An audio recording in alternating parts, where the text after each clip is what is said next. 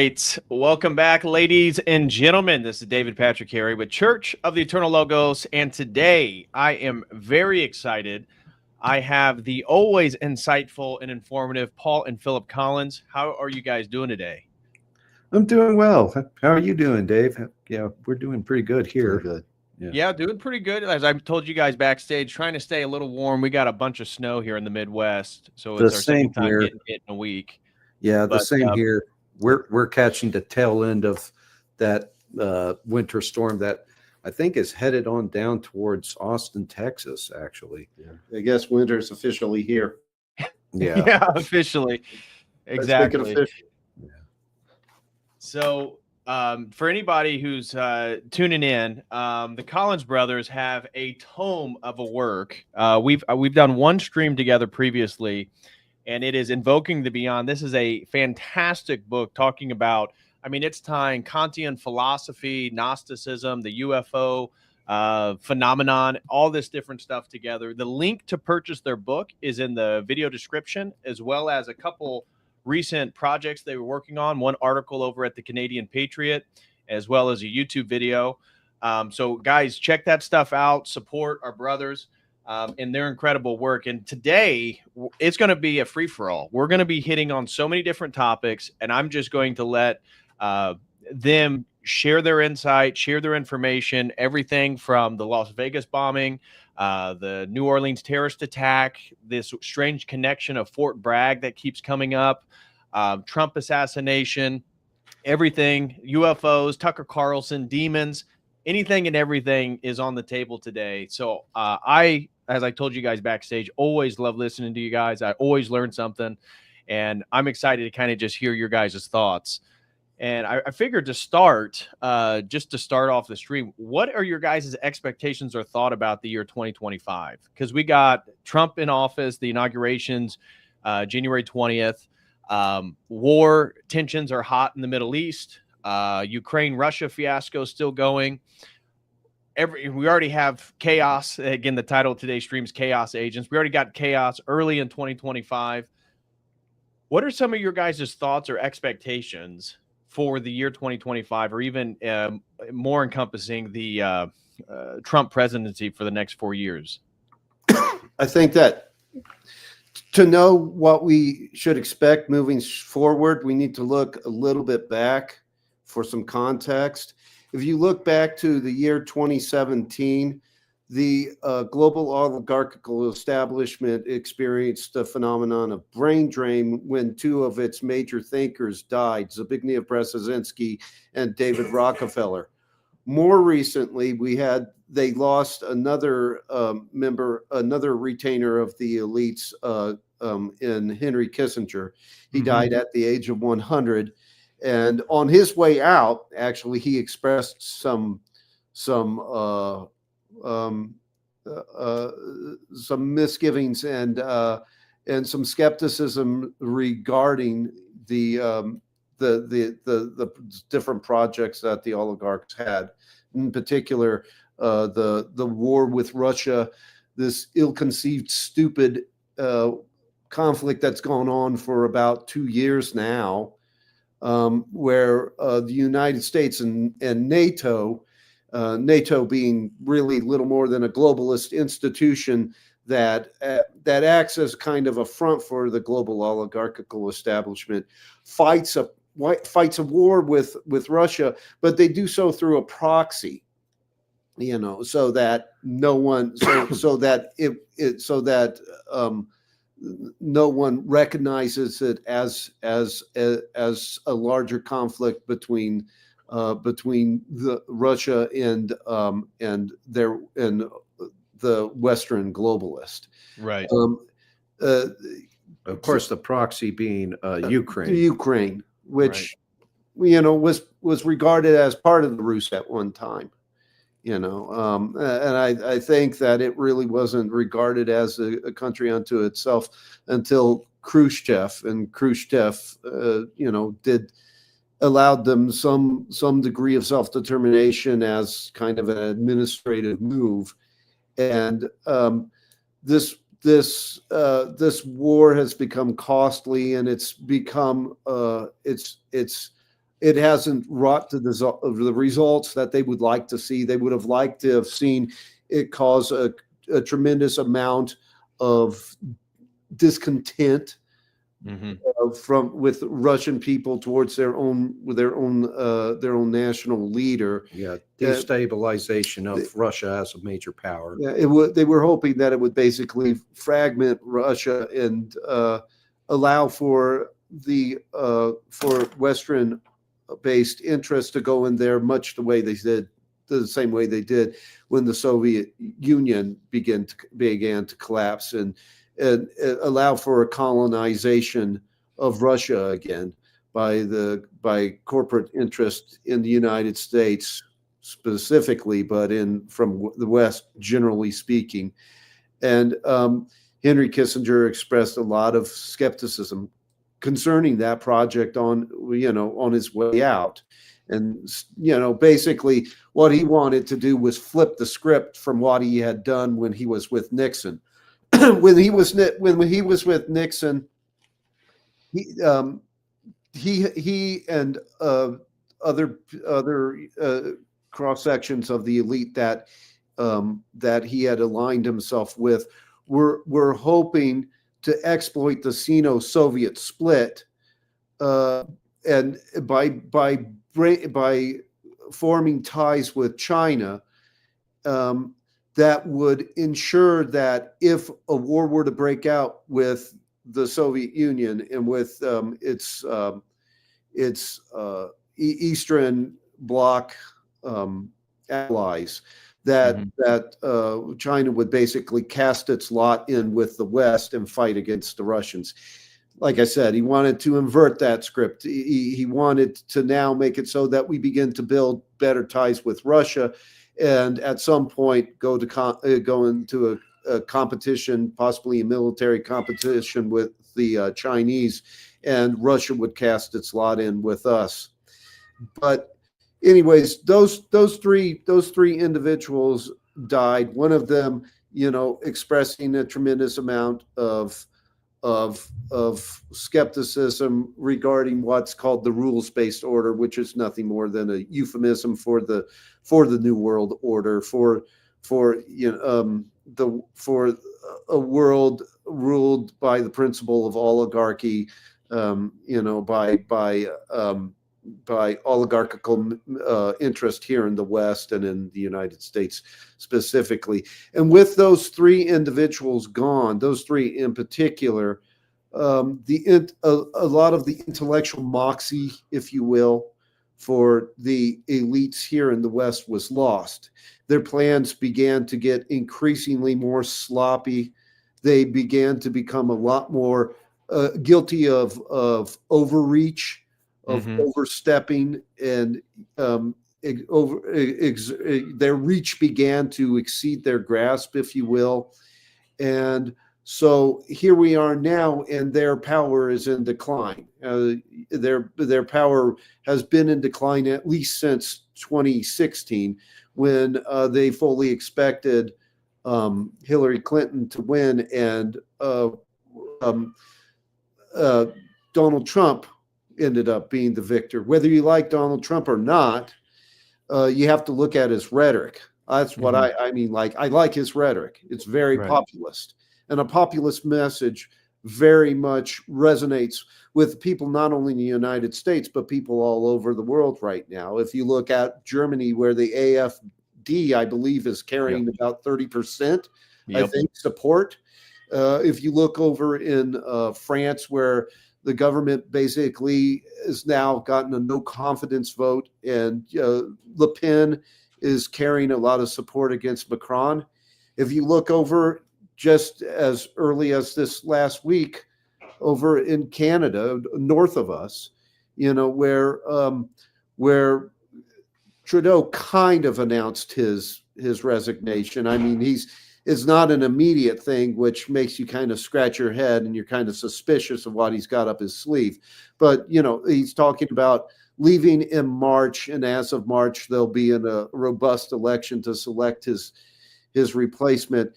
He was just getting ahead of a no confidence vote that he was going to receive, So this the populism is gaining traction the world over. And there's a lot more examples. You can run down a whole litany of different countries where this current crop of oligarchs are losing control.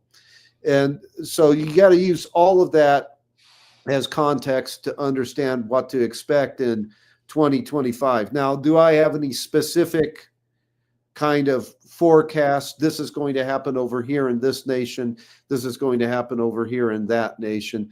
No, but we do get a general sense of what to expect.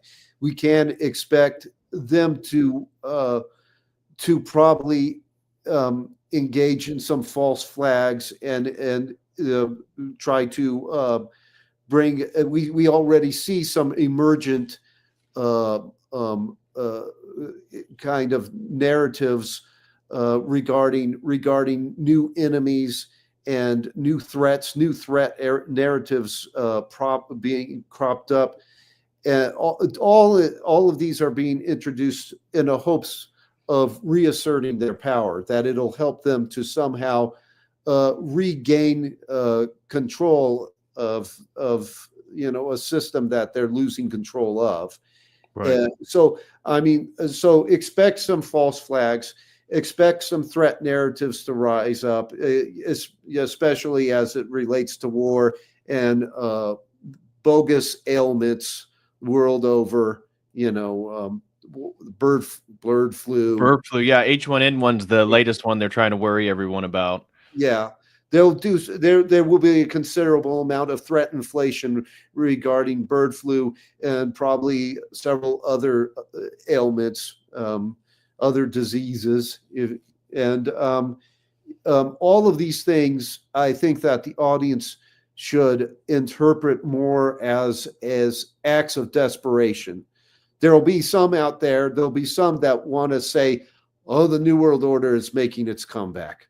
Oh, they're back with a vengeance, and try to present these moves that are made as a display of strength. Mm-hmm. That's a wrong interpretation. These are all acts of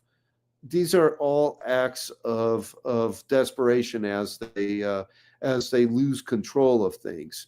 We still have to be afraid, because a desperate person, you never want to be too close to a desperate person, right? Right. They do desperate things, and it's dangerous, and it's going to lead to some danger. But we shouldn't take it as some kind of sign that the Leviathan has regained its strength, has gotten a second wind or something. As a matter of fact, if you want something of a metric by which you can gauge the level of desperation that is being exhibited by the power elite, you might want to look at the fantastical nature of some of those threat narratives, the most fantastical of which now is the UFO Right. threat narrative. And right now, as it would appear, because with the UFO narrative as it relates to global government and as a catalyst for the amalgamation of all nation states into a one world system of control. Right now, it's assumed the narrative paradigm of UFOs as a strictly militaristic threat. The other narrative paradigm is where alien visitation precipitates a crisis of diplomacy, which necessitates the creation of a world authority to mediate between the world and the interplanetary visitors. But in this case, the question right now is do they militarily dwarf humanity, and are they here to possibly subjugate us, or perhaps even eat us, consume us? That's the nature of the threat narrative right now. That's the narrative paradigm that they're operating under. In either case, it really doesn't matter what narrative paradigm is adopted. It always necessitates the formation of a one world socialist totalitarian world order. Right. But the very fantastical nature of that, and now the very fact that it's becoming almost a commonplace topic, and a topic that you see, at least ostensibly respectable individuals like Nancy Mace Right. discussing, or Tucker Carlson discussing on TV. It should tell you, just how desperate they are. They're running out of threat narratives to induce ontological shock. So they are now reaching for that menace beyond the stars. Right. And I want to come back to Tucker Carlson and the UFO conversation, but regarding the point in the power dynamic or lapse of in 2025 by some of the globalist elites, you've already seen this shift in regards to Trump by the establishment. So he becomes Time Magazine Man of the Year. Obviously, Elon Musk endorses him. I think today just came out Mark Zuckerberg on Joe Rogan talking about how they're now going to promote free speech, and the Biden administration's really at fault, even though he donate $400,000 or $1 million to the Biden campaign, and yet he's trying to he's trying to the ingratiate himself with the other side. yeah, exactly. So you're seeing I always was your establishment friend. I already- always liked you. yeah, and it's like what they've been trying to do for the last 9 years with Trump clearly hasn't worked, and he's now getting ready to be inaugurated back into the White House. And so you see this shift where it's no longer constant attack. Even I was seeing today that the sentencing trial that he was a part of has no jail time, when literally just months before that was the whole thing, is how much they're going to sentence him to jail. Obviously, he's going to take office. There'd be logistical problems there, but I'm seeing the establishment itself begin to embrace Trump. And I think, and I'm curious, I'm going to lay this out for you guys to see what your opinion on it is. I've seen it almost providential of him being sort of a megalomaniac and being able to deal with all the constant mainstream media criticism of him over so many years. I mean, very few men would be able to withstand that. Him being a millionaire, his sort of ego, it's almost providential that he was that person to sort of break the Overton window and have a cultural shift. However, if you demonstrate any sort of flattery towards him, he becomes very, very kind, very sweet, and even to opposing worldviews. Recently, he's talked about purchasing Greenland, and potentially, almost jokingly, but he's been saying it over and over. Maybe it's just a rhetorical device about taking Canada and making them like the 51st state. And I bring that up because as we're talking about the New World Order, and I could see the geopolitical military reasons why dominating the northern western half of the hemisphere would be advantageous to us. At the same time, I see how he could make a play with Putin, saying, okay, well, if you want Ukraine and we're going to have some peace settlement, well, I get to have Greenland, or I get to expand my empire if you're going to expand your empire. And that if you've looked at the UN regions, the 10 regions of the world, Canada, Greenland, America is one region. And so I've speculated. I don't know Trump's intentions. I doubt he's familiar with this, but I've seen some of the establishment people supporting this idea. And it's like, that'd be a major domino moving towards the New World Order. And a sort of, maybe it's called the United States, but it's really just I think region 3 is the UN map that has it. What are you guys' thoughts on Trump, him as a populist? How conservative is he? How nationalist is he? I think he's going to be good for the economy. I'm, God willing, I'm married. My wife and I are hopefully being able to afford a home, although we can't right now. So I could see some domestic issues, manufacturing, corporate investment, all this stuff is going to go up. But I could also see him siding with Israel in regards to the conflict of Iran. I could see also, he posted, I don't know if you guys saw on Truth Social a few days ago, a video of Jeffrey Sachs, who is very critical of Netanyahu. And Trump posted this on Truth Social and talking about how Israel is trying to rope the United States into their Middle Eastern conflicts.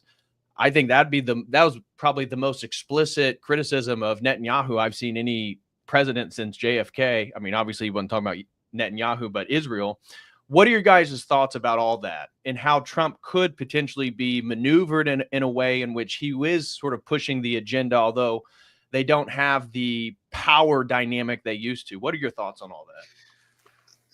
This is not an easy question to answer with solid yes or no. This is a very nuanced kind of question. It's very complex, and so nobody should expect Right. he's for us to just come down with the gavel Sure. that he's either a protagonist or an antagonist in the final assessment. But this is what I'll say about that. Okay. I prepared myself, I braced myself for a little bit of disappointment subsequent to the election, to the victory, because I knew, and everybody out there that is an adult with adult maturity level should have expected some degree of concessions just to make it in and just to get his appointments through. Mm-hmm. Case in point would be with Tulsi Gabbard. He's got a very strong amount of opposition there because she's going for a major position in the intelligence community, and the intelligence community does not like Donald Trump. As a matter of fact, they hate Donald Trump. Right. Okay. So it would make sense that she would come out with a position regarding Israel that was kind of leaning towards Israel, siding with Israel, maybe a little bit to the neglect the neglect of the Gazans, who have been treated too very heavy-handed. We have to expect, but she has to do that. And Trump understands that she has to do that and probably advised her to do that, because a person like Tulsi Gabbard would get what I call the Stansfield-Turner treatment. Now, what do I mean by Stansfield-Turner? Who was Stansfield-Turner? What's the Stansfield-Turner treatment other than a neologism that Collins just vomited out on the air tonight?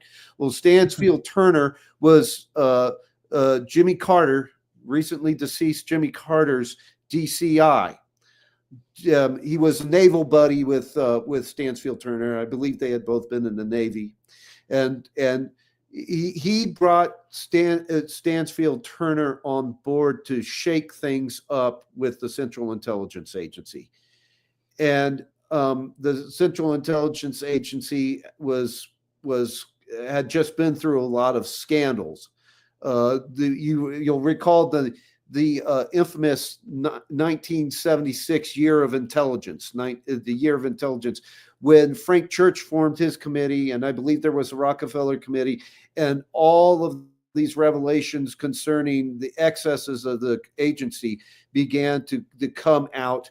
And the response was that Congress was not going to allocate any money to any covert operations, anything abroad, as a result of all these things that they had done in going back 1953 with the destabilization of Iran and the ouster of Mohammad Mossadegh. 1954, Guatemala with the ouster of their nationalist leader.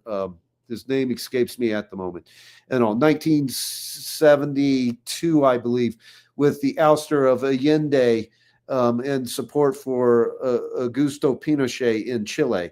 Things like that, and many other things. MH Chaos, a CIA domestic operation, totally illegal. CIA is not supposed to have any involvement in the domestic affairs of the United States at all.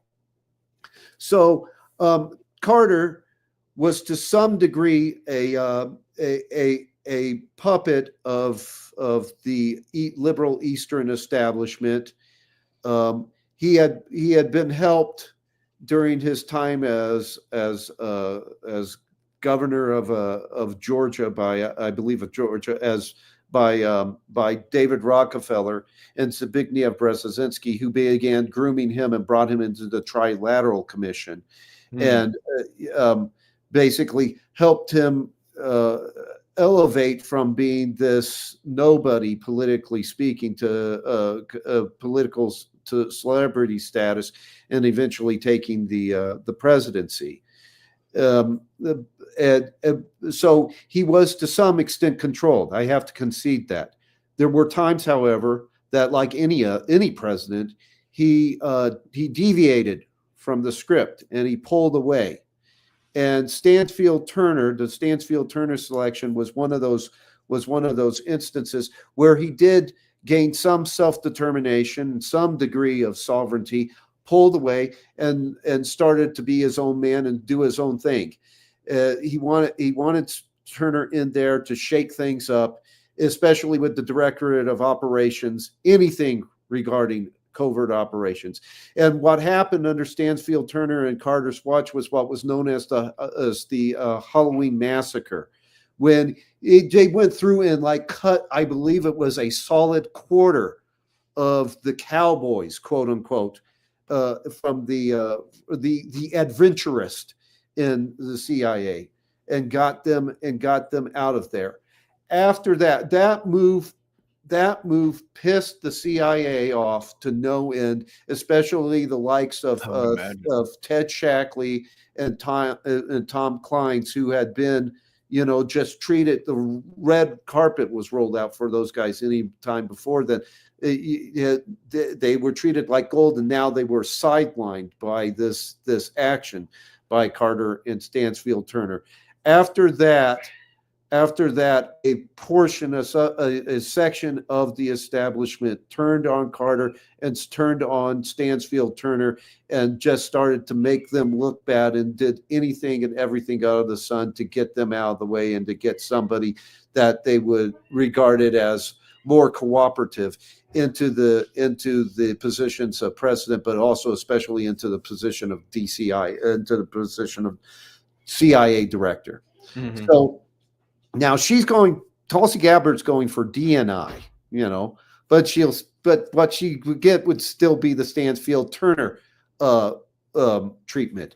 Unless she has a good chief of staff and a good deputy, the people around her could just take her out of the loop, and she wouldn't know half of what was going on in the very intelligence community that she is coming into, and all. So she wants to make sure that she's in a very good position, in a powerful position when she comes in, and so that calls for some concessions. So we should be, like I said before, we should be expecting some concessions. I believe Marco Rubio was a concession, because he's the one appointee. He's the one guy he selected there when he first began announcing selections that I have really a hard time with. I really find hard to swallow. While he may be a pushover in some sense that will do what Trump wants him to say, he has expressed neoconservative absolutely sentiments. And on the UFO question, I'm afraid of how he might be used, as the UFO deception goes forward.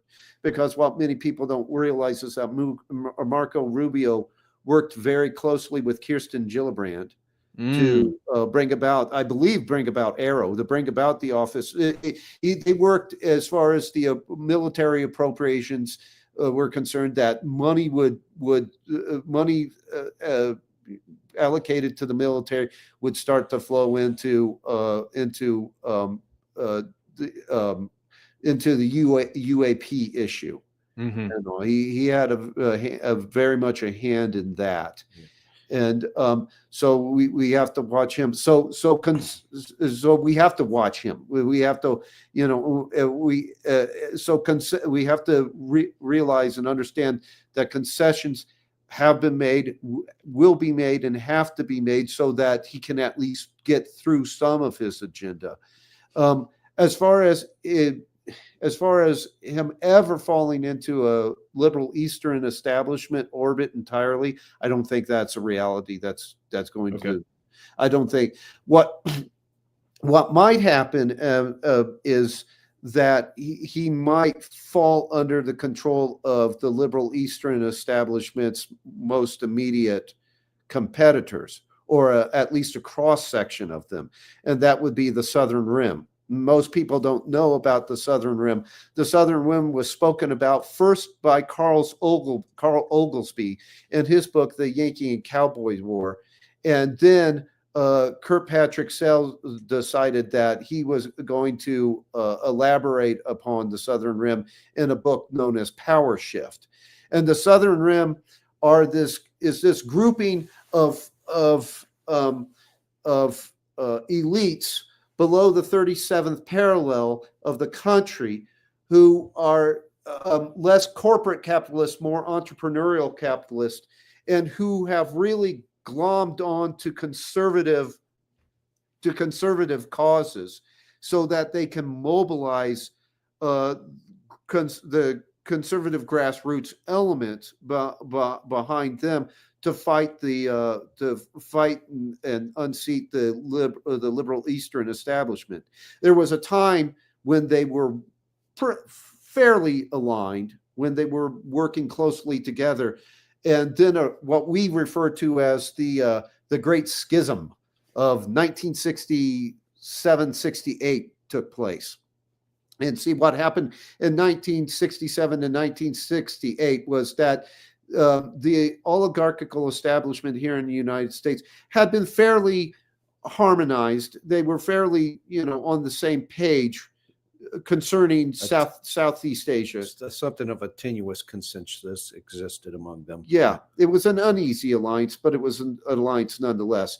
They had a consensus concerning Southeast Asia and the moves that were being made in Southeast Asia, and the attempt to displace the old Corsican mobs and French intelligence and elites in France and in Europe, to displace them and to take over their and to basically begin to exploit the offshore gas there, the tungsten mines there, and most importantly, the Golden Triangle, Burma, Thailand, Laos, to control the opium flow there. They were all on the same page as far as that was concerned when the wars initially started, and when Lyndon Baines Johnson announced escalation and ground involvement there.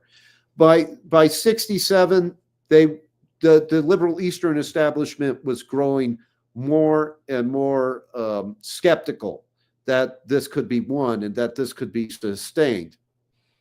And their position was expressed in the CIA's estimates and the Central Intelligence Agency's estimates. The Central Intelligence Agency's estimates were saying, look, there's a lot more insurgents in southern Vietnam than we anticipated. And we need to start looking at withdrawing from this and all. Meanwhile, the Southern Rim elites were disagreeing, and they were saying, no, stay the course.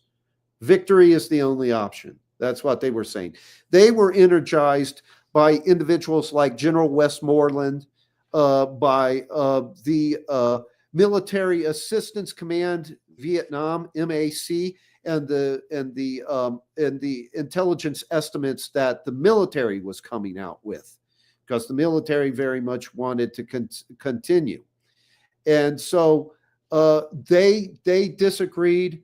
Eventually, Richard Helms caved to the pressures that were being put on him, and went along with what the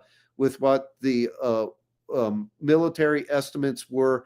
And they said, said, okay, we can continue. We possibly can continue this war and maybe even find victory. Well, what happened a year later in 1968 is that the CIA intelligence estimates proved to be right. This is probably the only time you'll ever hear me on the internet or anywhere saying that the CIA was right about anything. It ended up, the Tet Offensive broke out the next year. It ended up that there were scores and scores and scores of more insurgents there than they had anticipated. And while the Tet Offensive proved to be a failure in a certain sense for the MVA and the Viet Cong because there were no defections to the other side, the losses for South Vietnam were enormous. There were units with maybe one or two people left in those units after this series of terrorist actions that were known as the Tet Offensive.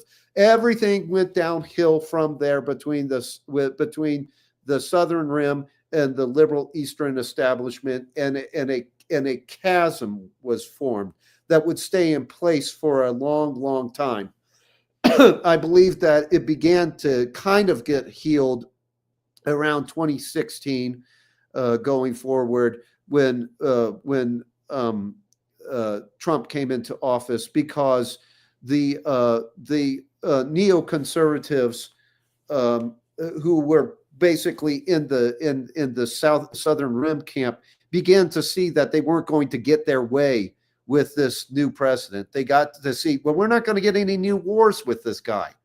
John Bolton, arch neocon, he wanted to launch attacks against Iran because they shot down an unmanned aerial vehicle. Right. And naturally Trump said, whoa, put on the brakes. That's a bit excessive. There was, of course, the assassination of Soleimani, right. And that was flirting with war, but he immediately pulled back and said, we don't want a war. We want to be at peace with you. This was just a warning. There were some strikes into Syria, but he never put boots on the ground. And so, they basically the neocons came to the conclusion that this Trump was a big wuss, and they began to align themselves again with the liberal Eastern establishment. The Koch brothers began to realign themselves. They had been Southern Rim. They began to realign themselves with the liberal Eastern establishment, and some healing of the rift took place there. There is still, though, very much a rift, and there's still some elements of the Southern Rim that have never made any kind of peace with the liberal Eastern establishment. And those elements, I believe, may be able to integrate themselves, if you will, or to the president, and put him on a Southern Rim course, which is not, which we'll see some positive results, but not entirely. The Southern Rim is not much better than their liberal Eastern establishment counterparts. They believe in what is called frontierism.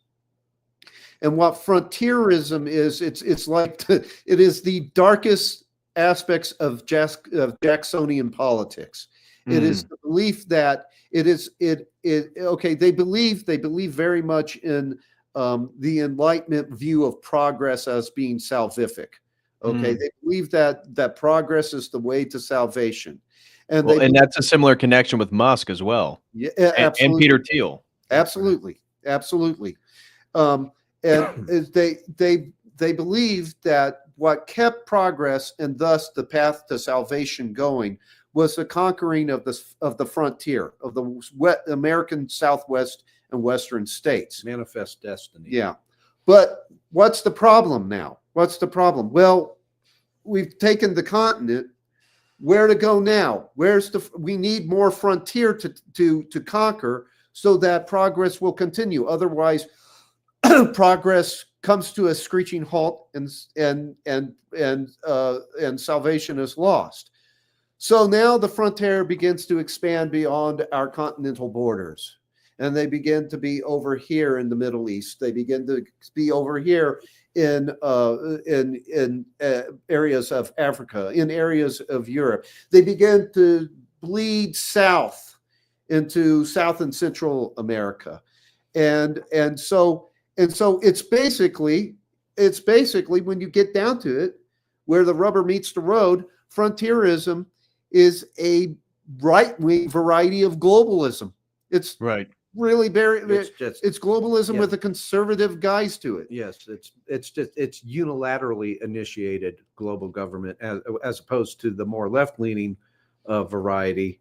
If left and right are even meaningful Right. categories to invoke at this point, which I don't believe they are, but Right. the more ostensibly left-leaning variety of globalism is more multilateral. This is more unilateral, and I think what we'll have to wait and see. But you kind of see intimations of frontierism in the present rhetoric. Talk of annexing Canada, talk of which to me sort of echoes the North American Union Right. concept, and then of course talk of purchasing Greenland, what have you. Talk of taking the Panama Canal. We have to consider the possibility that this is just Trump playing a game. That's always a possibility. Right. It might be a distraction, a diversionary tactic on his part, and while he tries to slip his appointees through and tries to get other things going. That's the way that's the Don. That's the way he plays Right. that's the way he plays the game. But let's contemplate for a minute the possibility that he's being somewhat serious about this. Well, then we have to look at Canada, and we have to look at Greenland, and we got to look at what's there. Well, what's there? Let's look at subsoil assets, especially Greenland. I'm no expert on Greenland, but my understanding is that there might be subsoil assets there that are instrumental in the manufacture and production of EVs. It might get the electronic vehicles back up, Right. and going, that whole initiative back up and growing, that aspect of the Green New Deal, if you will. Musk would also be very enthusiastic. Yeah, he'd be very. Yeah, of course he would. So we have to consider these possibilities, and any kind of creating of a North American super bloc with Canada. Canada very much still cuts checks to the British Crown.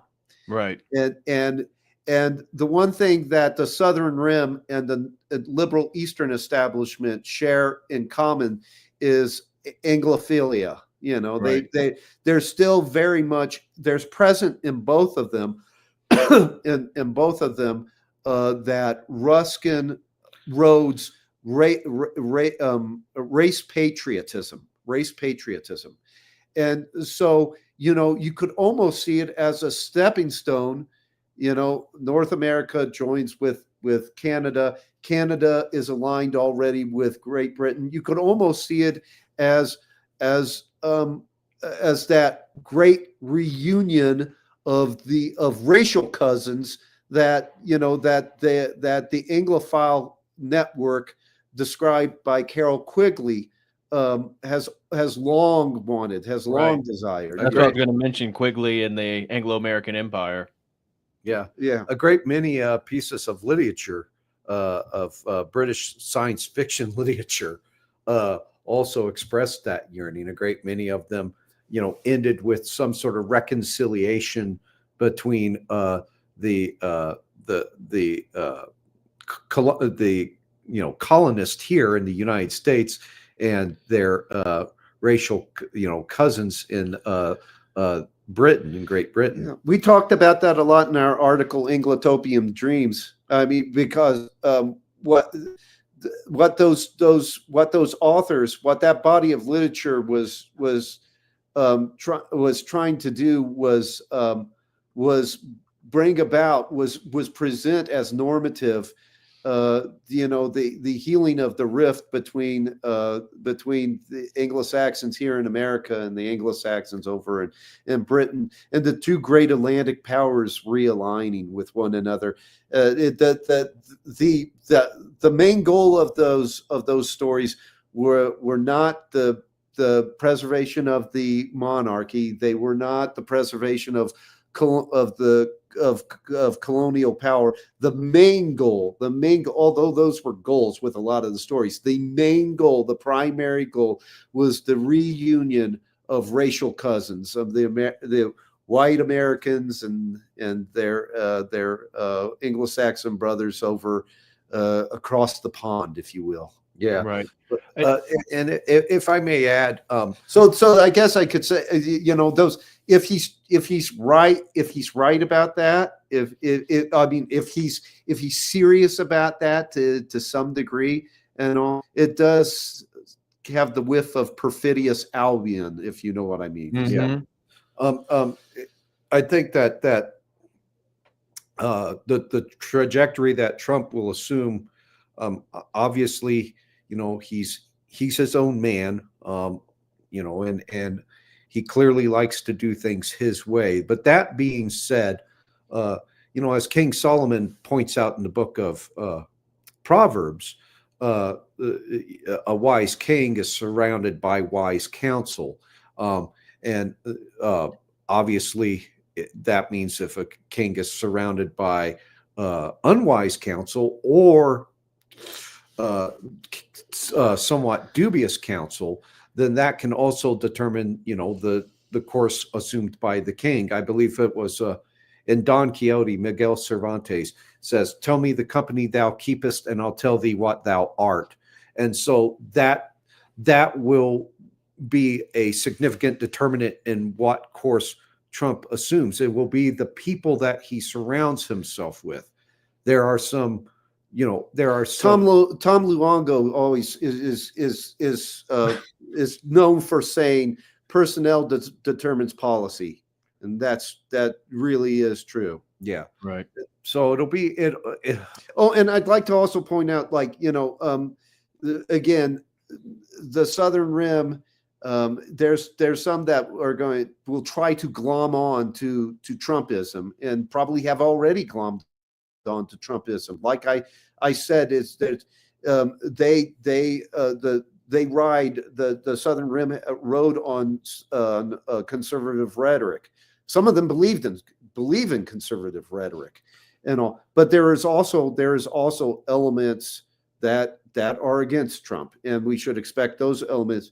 The Koch brothers, I think, very much are still against him. They could be regarded as Southern Rim. I remember the senator that passed away, McCain, John McCain, hated Trump.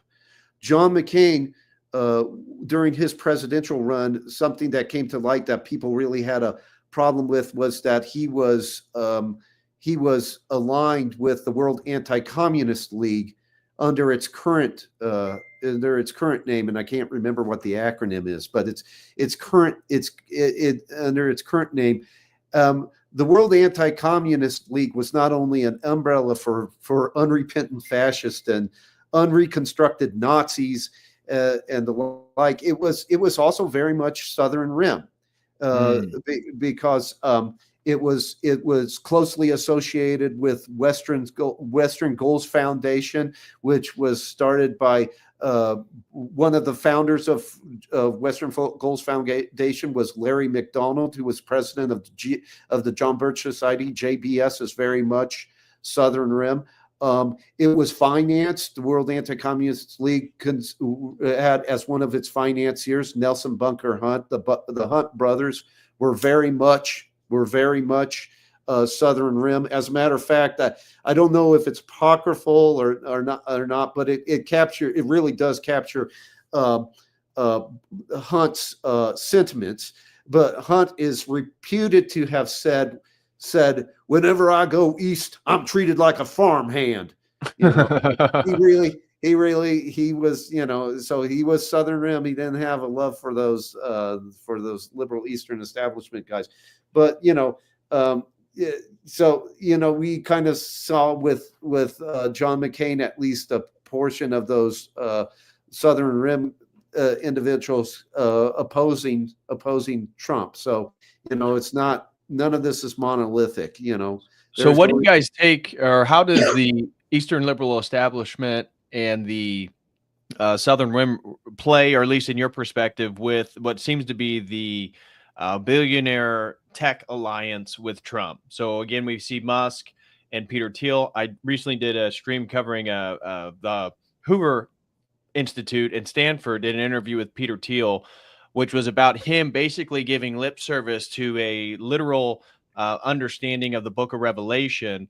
However, he basically falls short from actually believing in Christ, and his response to the apocalyptic possibilities of AI and global government is that we just need to have better globalism. Essentially, is that we have to have these open discussions, and we need to talk about the pitfalls, and that somehow we can navigate through the apocalyptic ending of the world through AI and nuclear weapons and world war, this type of thing. And then we have Elon Musk, who has Neuralink, SpaceX, Tesla, has his own advanced AI system. I recently was showing how Tesla AI was being used to develop some of the mRNA platform. So he's tied in with some of the big pharma and the biomedical establishment. And I laid out in this video as a very succinct, again, came from the Corbett report, but it was like a succinct 5 minutes of whether it be Bill Gates or Klaus Schwab or whatever globalist leader saying something, and then Elon Musk parroting the same thing. And it's so interesting how he positions himself as like, he'll say one thing, which makes you think, oh, wow, maybe he's right of center. But then when he then speaks in a more professional forum, he's basically stating the same globalist talking points. And he is a transhumanist. He's open about that. He's open about a global government system so that we can become spacefaring and inhabit Mars and all this different stuff. And I believe that Twitter and his buying of Twitter was really a data mining experiment. So you expand the limits of free speech and what people can post online. Meanwhile, things like Palantir and his own AI system is tracking and observing what everybody's saying. What's the hottest conversation in India, in America, in Europe? And so I believe all that's being data mined.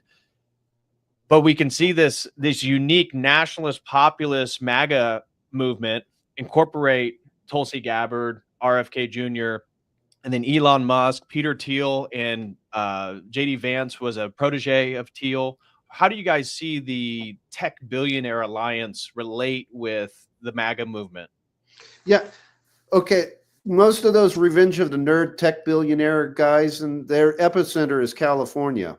Right. And what Carl Oglesby and Kirkpatrick Sale taught us with books like The Yankee Cowboy War and Power Shift is that to some extent, geography can help us to understand the country's ruling class.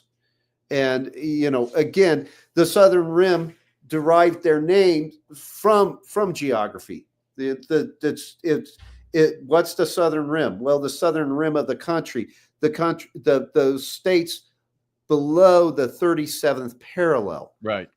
Well, what many people might not realize is that a portion of California falls in that area. Falls within. Interesting. Falls within that Southern Rim area, and so these tech billionaires seem to be new incarnations of the Southern Rim.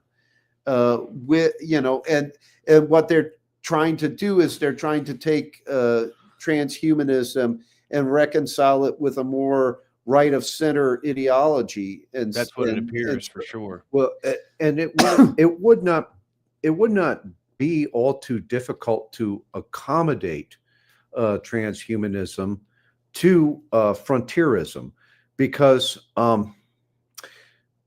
like frontierism, transhumanism exhibits this strain of historical romanticism, this sense that history is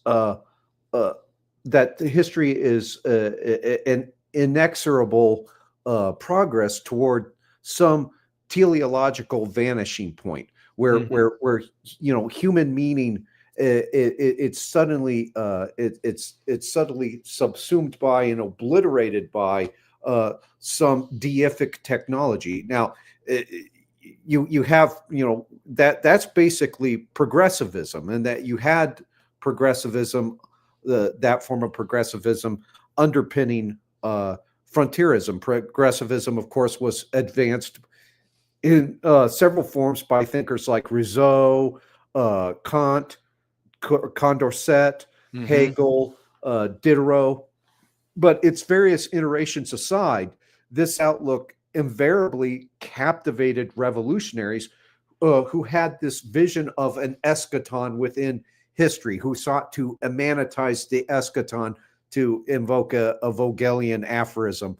All events in human history and in human affairs were allegedly driving the species towards this marvelous transfiguration. And situated at the terminus of history were all those eschatological hopes that were traditionally promised by religion. And as you mentioned earlier, David, that's exactly what we see. That we the talk of a parousia, but a parousia that is bereft of Christ, or at least Christ is recognized by Orthodox Christianity. Right. And through this sorceress process, man invariably arrives at the terminus, and it basically enjoys an Edenic state of being. And thus all human existence ultimately amounted to just this collective migration beyond finitude. And the projection of that myth onto biology resulted in the ideology of evolutionism, which was, of course, disseminated on the popular level most successfully as Darwinism. But while this ideology was advanced by several theoreticians, it was Darwin who, of course, advanced it most convincingly with the publication of his transformationist ideas. Darwin just basically rendered humanity ontologically indeterminate and entirely, completely mutable. And it was Nick Bostrom, who is a transhumanist. Right. Yeah, I've talked a lot about him. The audience should be familiar with him. Yeah. He said, I'll quote him verbatim for the edification of the audience. He said, after the publication of Darwin's Origin of the Species, it became increasingly plausible to view the current version of humanity not as the endpoint of evolution, but rather as an early phase. That's what Bostrom said. And so progressivism, all that evolutionary theory, all that Darwinism was a biologized version of progressivism, and that Darwinism acted as kind of the antecedent to transhumanism, the theoretical antecedent to transhumanism. Because if you look at transhumanism's really just more of a technologized iteration of Gnosticism. You have a docetistic cosmological attitude and an anthropological pessimism that you find with Gnosticism. You find that deeply embedded in transhumanism. And what was Darwinism? Well, Darwinism was a Gnostic myth, as Wolfgang Smith pointed out, because Darwinism basically dignified the soteriological claim of self-salvation, which the Gnostics upheld, or the ancient Gnostics upheld, well, modern Gnostics as well. That it basically dignified that anthropocentric soteriology with the metaphysical claim of self-creation. In Darwinism, everything just created itself. All of the world, all of the organisms, all of the species, all of the ecosystems, everything comprising the material world just constitutes a causa sui.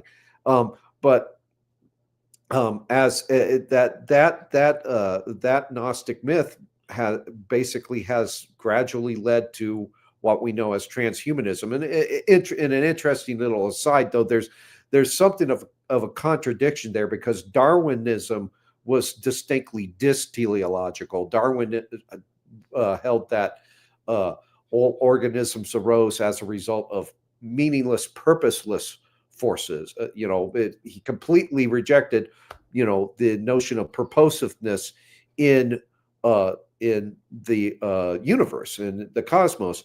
But Darwinism, what was Darwinism positing? It was positing a system which is irreducibly teleological.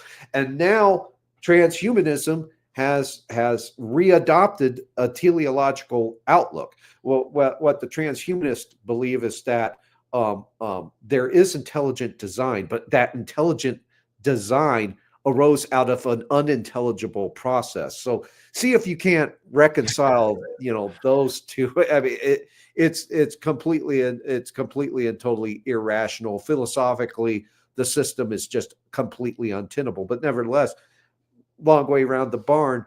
That's why you see transhumanism is kind of accommodating itself to frontierism. Its eschatological convictions mirror that of frontierism, only it's a much more up-to-date technologized version of frontierism. Yeah. I mean, most people think, though, today of California as being like a bastion of liberalism, but it wasn't too long ago that, that JBS had set up shop there, one of its major strongholds outside of Wisconsin. And a lot of conservative groups were set up there, and a lot of these kind of evangelical churches that are related to the GOP, right? And associated with the political power of the religious right, if you will. Right. And so I think that a lot of these tech nerd guys are really southern rimmers, and they're trying to reconcile these really occult and Gnostic ideas with conservatism, and this has been done before. There's certain thinkers that verged on fascism that are still, regarded as heroes in the right wing of the political spectrum. Right. And that's what's so funny to listen to Peter Thiel talk about some of the nefarious elements of the government when Palantir's biggest consumer is the CIA and the intelligence agencies of the federal government. Yeah. Hard to criticize the Biden administration or Biden when you've been selling people's personal data to the intelligence agencies for years, no matter what the administration. Yeah, the argument that I've heard with Peter Thiel that I'm willing to entertain, but I won't come down entirely on the side of, the individuals that say that he's a protagonist on stage. So again, this is something I'm willing to entertain. This is not something I fully accept, and I'm going to remain agnostic on it, until I see more. Is that he comes from a libertarian school of thought that holds, look, you have to do what you have to do. The government has committed theft through taxation. You have to get back that money any way you can, and if that includes government contracts, then so be it. Then you play the game. You play the game to become a player, and then once you're a player, you change things from the inside. And maybe that might be true. There's a lot I believe that he was even, and we spoke about this in the book. Even I believe that he was an attendee at the one of the Bilderberg meetings. That he's been to Bilderberg, so maybe he was a representative of the Southern right class set, at a Bilderberg, so that remember, these gods have to be represented in our pantheon too, guys. That kind of sentiment going out. With Elon Musk, I consider the possibility that he might be protagonists are heading in that way. I mean, like the way he talks, I really did feel bad for him when he talked about his son being destroyed by woke. Right. And, you know, and my understanding, I think that his brother might have been vaccine injured.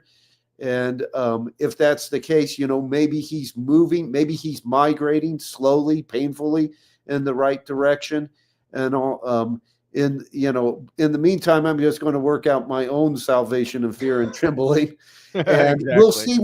we'll see where he goes. But we have to consider the possibility that they lead Trump periodically on a wrong trajectory, on a southern rim trajectory, and we really don't.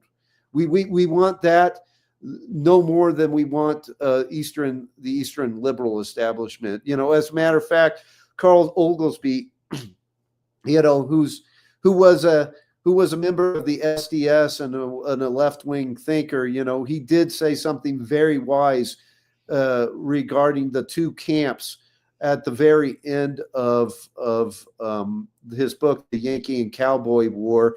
He said, reject them both. You know? Yeah, that's something that, you know, a lot of people they don't quite I mean they don't quite understand, and it drives me crazy because, you know, right now there's this almost kind of Manichaean binary being promoted.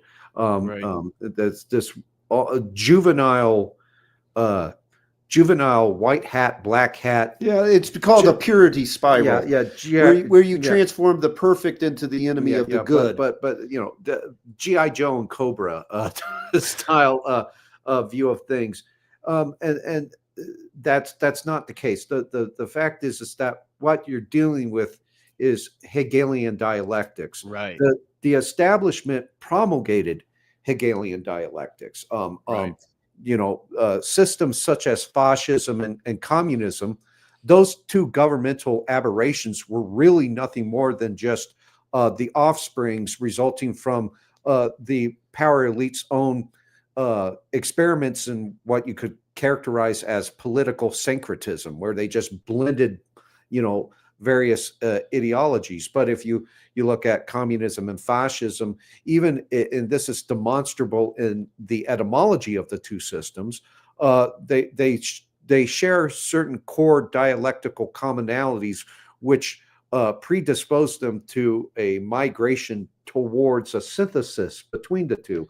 They're not dichotomously related. The fascism's derived from the Italian word fascio, which means group, and communism is derived from the Latin word communis, which also means group, and both are collectivist systems. They elevate the group to the detriment of the individual.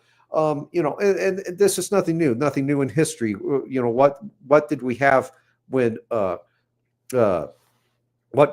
Christ was brought before, you know, the Sanhedrin? We have the Sadducees, which were deviating from, you know, the more traditional Judaic beliefs, you know, concerning angels, concerning God, concerning the soul. They did not subscribe to the afterlife. They didn't believe any of that. And then you had the Pharisees, which were more so classical Judaic beliefs represented with them. Yeah, it was a conservative and liberal wing there. Exactly. But they agreed on one thing. Yes, this Jesus figure has to go. Yeah, he has to go. That's true.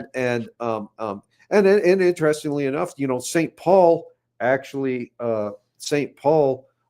the utterance of the Holy Spirit, managed to exploit, you know, some of the points of departure between the two, but, you know, never view this as in such crudely dualistic terms. The people that you want to watch out for, the researchers out there that you want to watch out for, are the guys that say they're all Masons, they're all Jews, they're all CFR, and these people are going to bleach out the nuances that'll help you to navigate the waters better.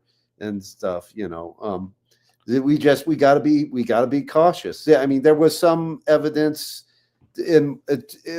as far as I was concerned, there was some evidence that the MAGA movement was starting to be unduly influenced by the Southern Rim. In the case of General Michael Flynn, who was NSA director. Now, Right. I'll be the first to say that dude was railroaded. He was done wrong. And people say, oh, he admitted that he was guilty. You would have done the same thing if they threatened to put your son in jail. You would have done the exact same thing. And the reason that I believe that they were so dead set against him was because he was expressing concerns about certain radical Islamists, namely Fethullah Gulen. And Gulen, it ends up, was something of a CIA asset. If he was not controlled completely by the CIA, he was associated with them, and was a symbiosis that had cropped up there, not unlike the symbiosis between the Muslim Brotherhood and Western intelligence. But that all being said, one of the people that came out in defense of Michael Flynn was General John Singlaub, who had been the chairman, the head of the World Anti-Communist League after Roger Pearson, and he was even given a conservative award that has John Singlaub's name attached to it, and so that kind of suggested to me that he and thus the MAGA movement might be experiencing some of the deleterious influence of the Southern Rim there. Now, but what am I not saying? Am I saying, oh, they're completely taken over? They're completely infiltrated. We're screwed.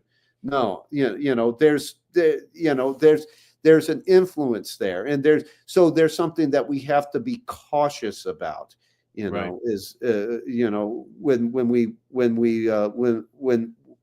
we deal with this.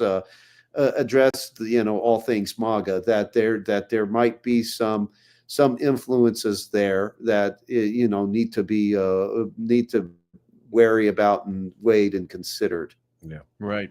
Well, and we talked privately about a little bit about Fort Bragg, and you were mentioning General John Singlaub to me, and I was looking a little bit further into it. And that kind of connects to a next portion of the conversation I wanted to have with you guys concerning the Las Vegas bombing and the New Orleans terror attack. We're finding that whether it be Ryan Ruth, the second Trump attempted assassination, he was a private citizen, but went to Fort Bragg over 140 times, 26 times of which he stayed overnight. Very interesting. We see Matt Livelsberger, the man who we're being told blew up the Cybertruck in front of Trump Tower in Las Vegas. He also had spent time at Fort Bragg. Shamsuddin Jabbar, the man who supposedly had an ISIS flag in his EV pickup truck. Isn't that convenient? Yeah. Yeah. I never go out without my ISIS flag. Right. And that was what's so strange, is that the FBI, once they got to the crime scene, took the ISIS flag out of the vehicle, placed it upside down onto a flagpole, and put it on the back of the truck, which made it, so then all the media started taking the photos of it. But when you watch the videos of the man going 80 miles an hour down Bourbon Street, there is no flag on the vehicle. No. There was no pole with an ISIS flag. No. Why would the FBI take the ISIS flag out of the vehicle, place it on a flagpole? Again, can't read Arabic. They put it upside down. And then we're being told that this was a ISIS sympathetic supporter, but it was a little over 24 hours after the event, the New York Post is given the opportunity to romp through his apartment. No crime scene investigation tape. Everything's just laid out perfect. And we see a female reporter come in and go, oh, this is where he's making the bombs. You see all the ingredients to make bombs. This is where his Quran was. A Quran opened up on the kitchen island on a page for jihad. And then his manifesto's laying right next to it. I mean, what are we? This is the most obvious. What happened to crime scene integrity? I mean, did you just let the cameras and the people, the journalists in there, I mean, that's going to taint, forensic evidence, any forensic evidence that could have been derived from the scene. So, yeah. Yeah, but also, I mean, it's just the way that it's laid out. These, just like it's like, hello, I'm the villain. Yeah, yeah. My Cobra banner in back of me. Yeah, and, yeah. It's just it just smacks of being manufactured.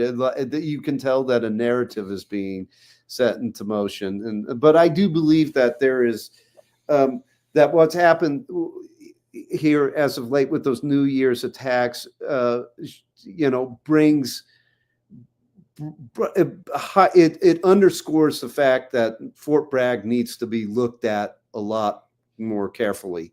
And Fort Bragg is the epicenter of a lot of deep state skullduggery when we talk about General John Singlob, right, he had a special relationship with Fort Bragg.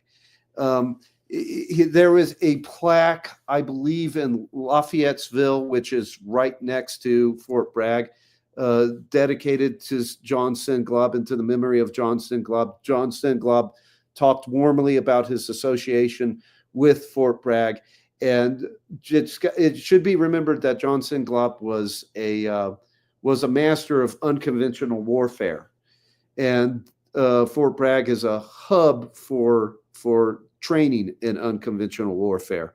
I think that a lot of the high level of suicides that have taken place at Fort Bragg might be might be attributable to the kind of impact, the psychological impact that unconventional warfare has on the human mind, because it's basically teaching you how to be a criminal.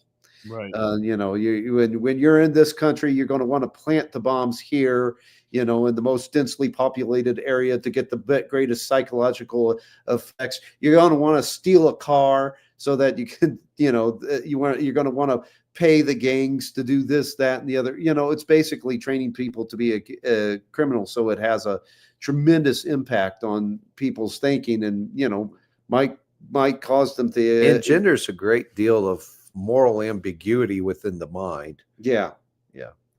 But might cause them to eventually become, just they can't stand what they're becoming, basically, state-sanctioned criminals, and so they finally just kill themselves. Their conscience gets the best of them.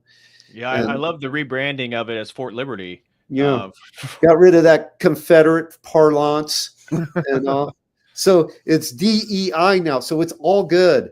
It's all good now.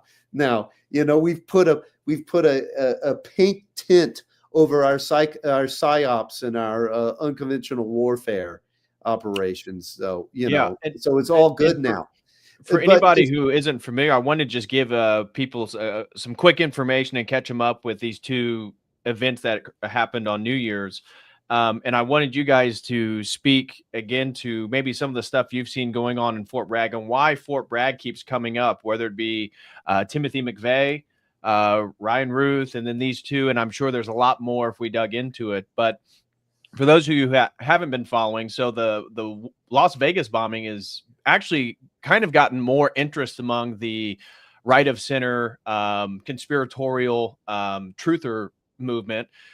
Obviously, with the Jabbar man and the ISIS flag, something nefarious is going in there. We haven't, it took 2 years to get the transgender manifesto who shot up the Christian school in Tennessee. We know very little about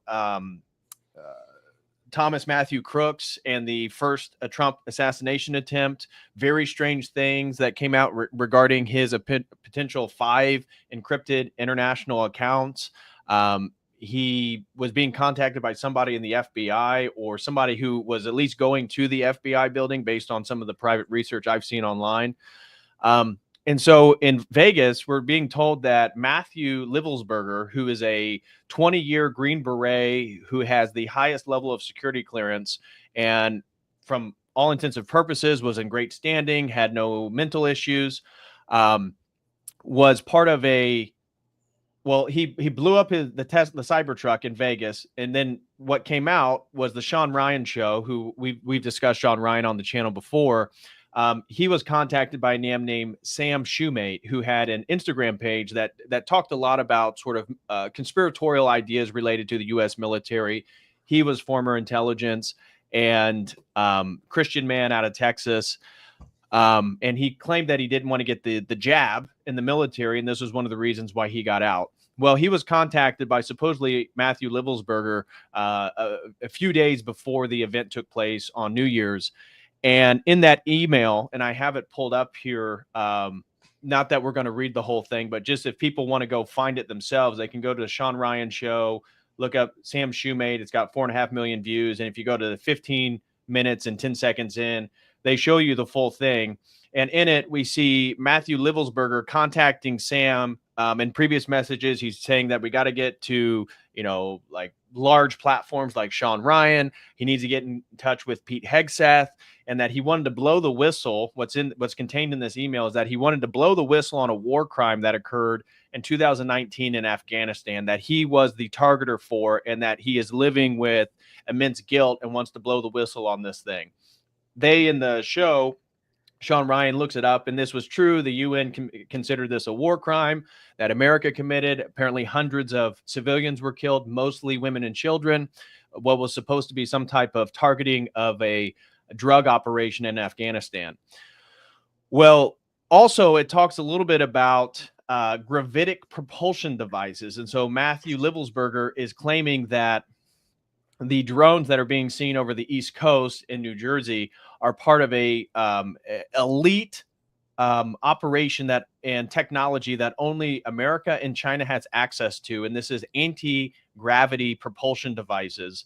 And that China is off the East Coast of the United States with a submarine and a whole shipload of these what he calls gravitic propulsion devices. Gravitic propulsion can only be found in like science fiction books.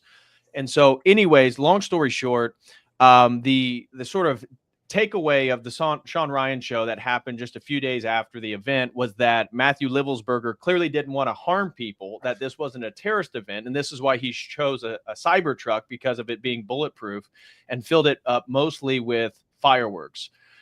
And that he wanted to bring attention to something. And so he caused it to explode. Trump Tower, obvious, Trump going to be inaugurated. Elon Musk, Trump, MAGA movement, and then using a Cybertruck that certainly wouldn't harm a lot of people. And him being a Green Beret, if he wanted to really cause a lot of damage, it would be likely that he would know how to do that.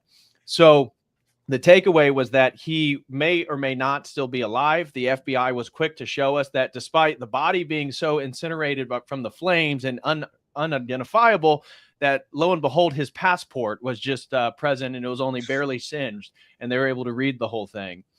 So the FBI is claiming that this email is real.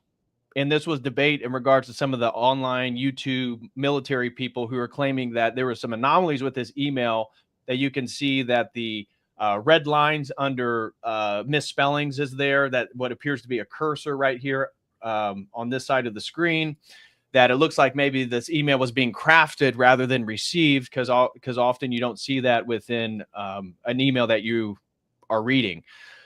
So they claim that this Matthew Livelsberger, that he may have been on the run. He claimed that he was being followed by Homeland Security and the FBI, and that he wanted to potentially use a self-driving car, such as the Cybertruck, put it in front of the Trump Tower, and then blow it up where least amount of people could be injured. We know, or what we're being told, is that 7 people were mildly injured, nobody with life-threatening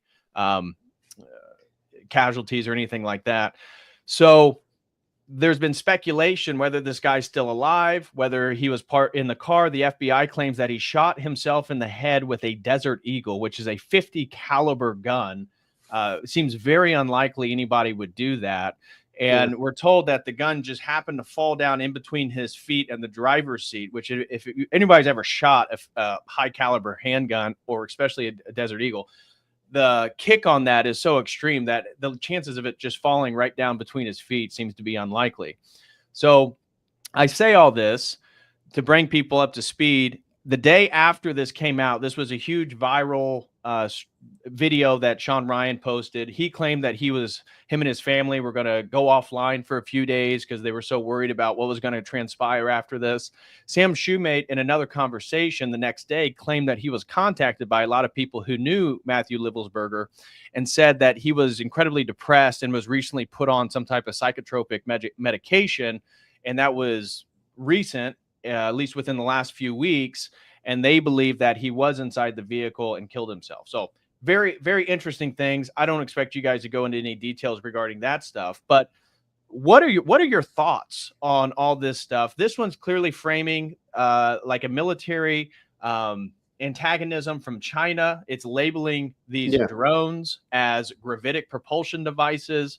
Now, obviously, with your guys' research with UFOs, that could be tied with some of the UFO, UAP stuff. What are your thoughts on the ISIS and New Orleans, which I think the next logical conclusion is ISIS, radical Islam, Iran, to try to garner American support. And then this one's China, gravitic propulsion devices, and blowing the whistle on U.S. corruption and military operations. When you go to the email that has the earmarks of disinformation in it, and as a matter of fact, a lot of what you described, Livelsberger's conduct, his behavior, and all, it reminds me a lot of Paul Benowitz's behavior and his mental state right before he finally broke down from nervous exhaustion and was put in a psychiatric facility by his own family.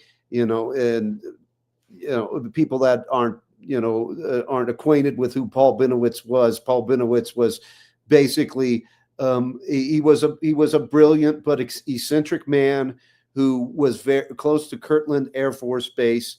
He was a scientist, and he was used by UFO disinformation agents, Richard Doty among them, and the AFOSI was one of the organizations that were responsible for using him. But beyond them, there was also deep state kind of institutions, such as the Aviary.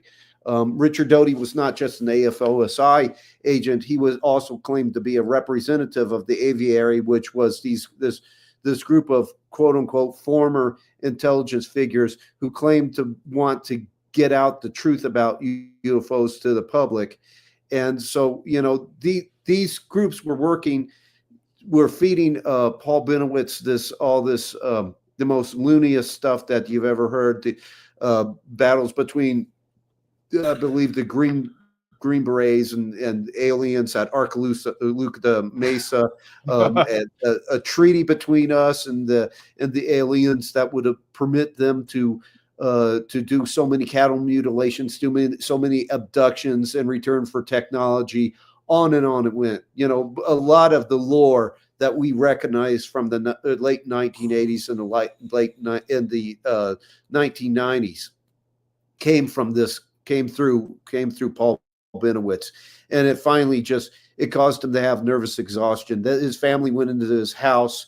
He had it sandbagged, fortified. He believed things to be coming through the walls, aliens to be coming through the walls and messing with him. And it finally took its toll on his psychological health, on his mental health.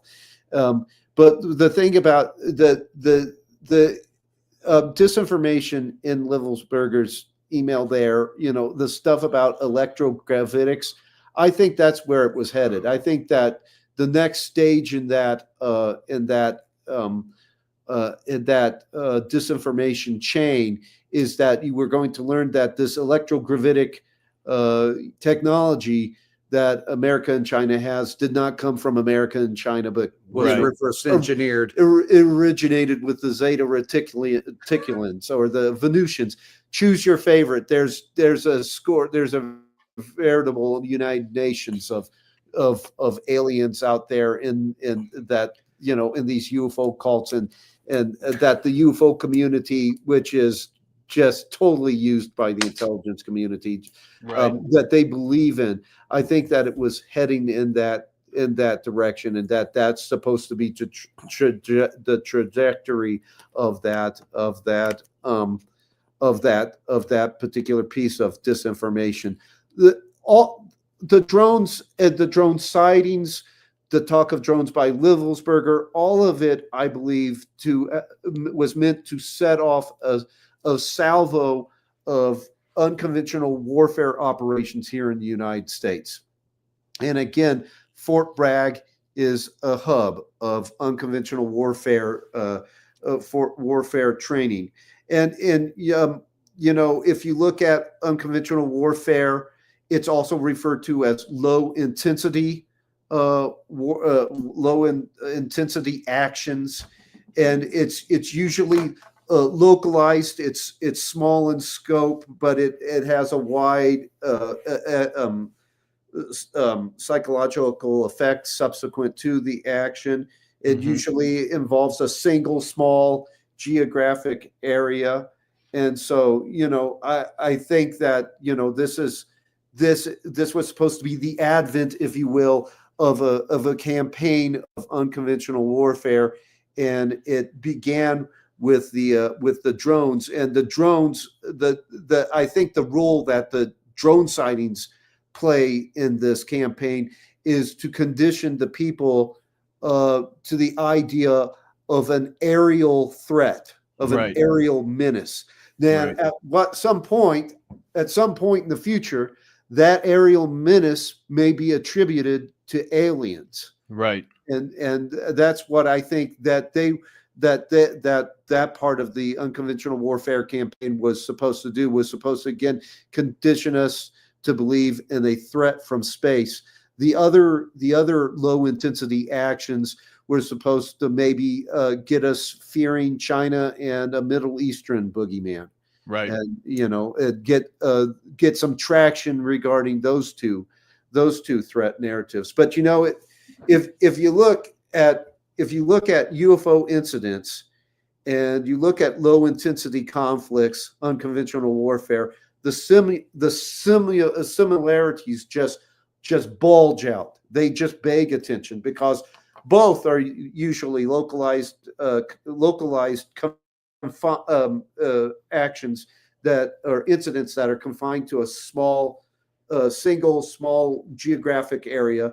This of course calls to mind the old joke that UFOs don't land on the White House lawn, but they instead they appear in a remote place characterized by some low population density. A place where I'm hearing banjo music. Start battling. We better get out here. That kind of a place. As you speak of the White House, Livelsberger, that email claims that these gravitic propulsion devices have unlimited payload and that they could hover or place themselves right over the White House. And this is why it's an existential threat to the United States, because they could, have a massive atomic bomb, I guess, is the claim that he's trying to make, and place it right over the White House. Well, what does that call to mind to you, David? That calls to mind to me the scene from Independence Day. Exactly. I thought the same thing. This highly concentrated energy beam of atomic death coming down and vaporizing the entirety of the White House. Yeah. And that could be the direct intent of the people behind this. I was going to say such an intertextual reference to Independence Day has been used before. One of my instructors when I was in college was a semiotician by the name of Elliot Gaines, and Elliot Gaines wrote a piece, and I cite it in my article, "The Semiotic Deception of 9/11." That article's still up at Conspiracy Archive, but in his semiotic analysis of the media images surrounding the 9/11 attacks, he takes note of an intertextual reference made by Ron Insania to the actual scene of the towers falling, the towers exploding, what have you. And Ron Insania makes an intertextual reference to Independence Day. To paraphrase loosely, I think he says it was like Independence Day, and that intertextual reference is juxtaposed with pictures of video footage of Islamic people supposedly celebrating around the world, and an unverified wire that this was taking place. And bear in mind, the interesting thing was the video footage showed a daylight celebration, and it would not have even been daytime on that side of the world. Long way around the barn. What my instructor Elliot shows in his essay, and again I cite this in my article, is that what was coded as fiction in Independence Day, this Manichaean binary of the evil invading extraterrestrials and the good beleaguered homeworld, what was coded as fiction with that narrative suddenly was coded as actual reality. Predictive programming. Exactly. That's exactly right. And so suddenly projected onto the Arab peoples was the unflattering archetype of the alien other, the invader, and the United States became the beleaguered homeworld. And by the way, Elliot Gaines is by no means a fringe researcher. He could not be considered what some people call a conspiracy theorist, which is a meaningless, pejorative neologism in my right. opinion. It means nothing. But he's a semiotician, and he shows in his essay how that intertextual reference coupled with dubious video footage and an unverified wire resulted in the encoding of this Manichaean binary in the mind of the percipient, in the mind right. of the American public. So, I mean, could there be another allusion made to Independence Day, somewhere along the lines here, or to some other fiction, science fiction, fantasy involving invading aliens? It wouldn't surprise me if there were. Well, and with that in mind, that's what I was thinking. So the FBI, after the Sean Ryan video, there was a lot of people. One guy's named Ryan Macbeth, and he's like a former intelligence operative in the military. I think it was the Army. And he was very critical of like conspiracy theories, very big pro Ukraine, the jab, establishment narratives, essentially. And he has a YouTube channel basically trying to debunk anything that comes out as conspiratorial and how these people are naive. Well, he just issued an apology yesterday to Sean Ryan because the FBI has now validated this email. Well, what does that mean? I speculate that if this guy was on psychotropic medication, who knows the extent that Fort Bragg has messed with his mind, or, various forms of mental programming that the military can do. He may have already been dead, and the FBI may have crafted these emails and sent them to high profile people to begin to establish the narrative about him. He may have already been dead in the car when the explode. We don't know a lot of this stuff. So what are your guys' thoughts on the ways in which the military is able, MK Ultra projects, the CIA, or just be able to manipulate people's minds and have these sort of psychotic breakdowns, whether maybe he thought it was real, maybe the FBI wrote it. I know. What's your guys' take on that? I think that my personal opinion is that in this particular case, he probably believed everything he had written on in that, but his mind had been meddled with. Right. Much the same way that Paul Benoit's mind had been meddled with, to where the manipulation was so deep and so heavy in Paul Benoit's in Paul Benoit's case, that it was hard to parse out what was real and what was complete fiction. And in some instances, what was being pumped to him, was just little pieces of information, and then they let his own eccentricity run with the ball, but yeah,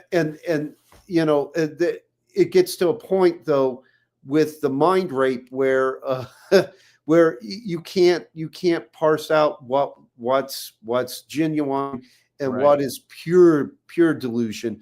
And again, turning to the Benowitz case, he thought that aliens were coming through his walls and messing with him and all at night.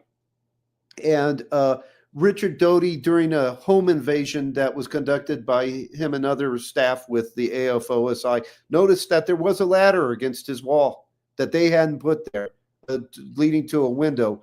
And when he was brought into the psychiatric facility, there were track marks on his arms that suggested injection points, which brought them to mind MK Ultra. So were people coming through his wall via ladder?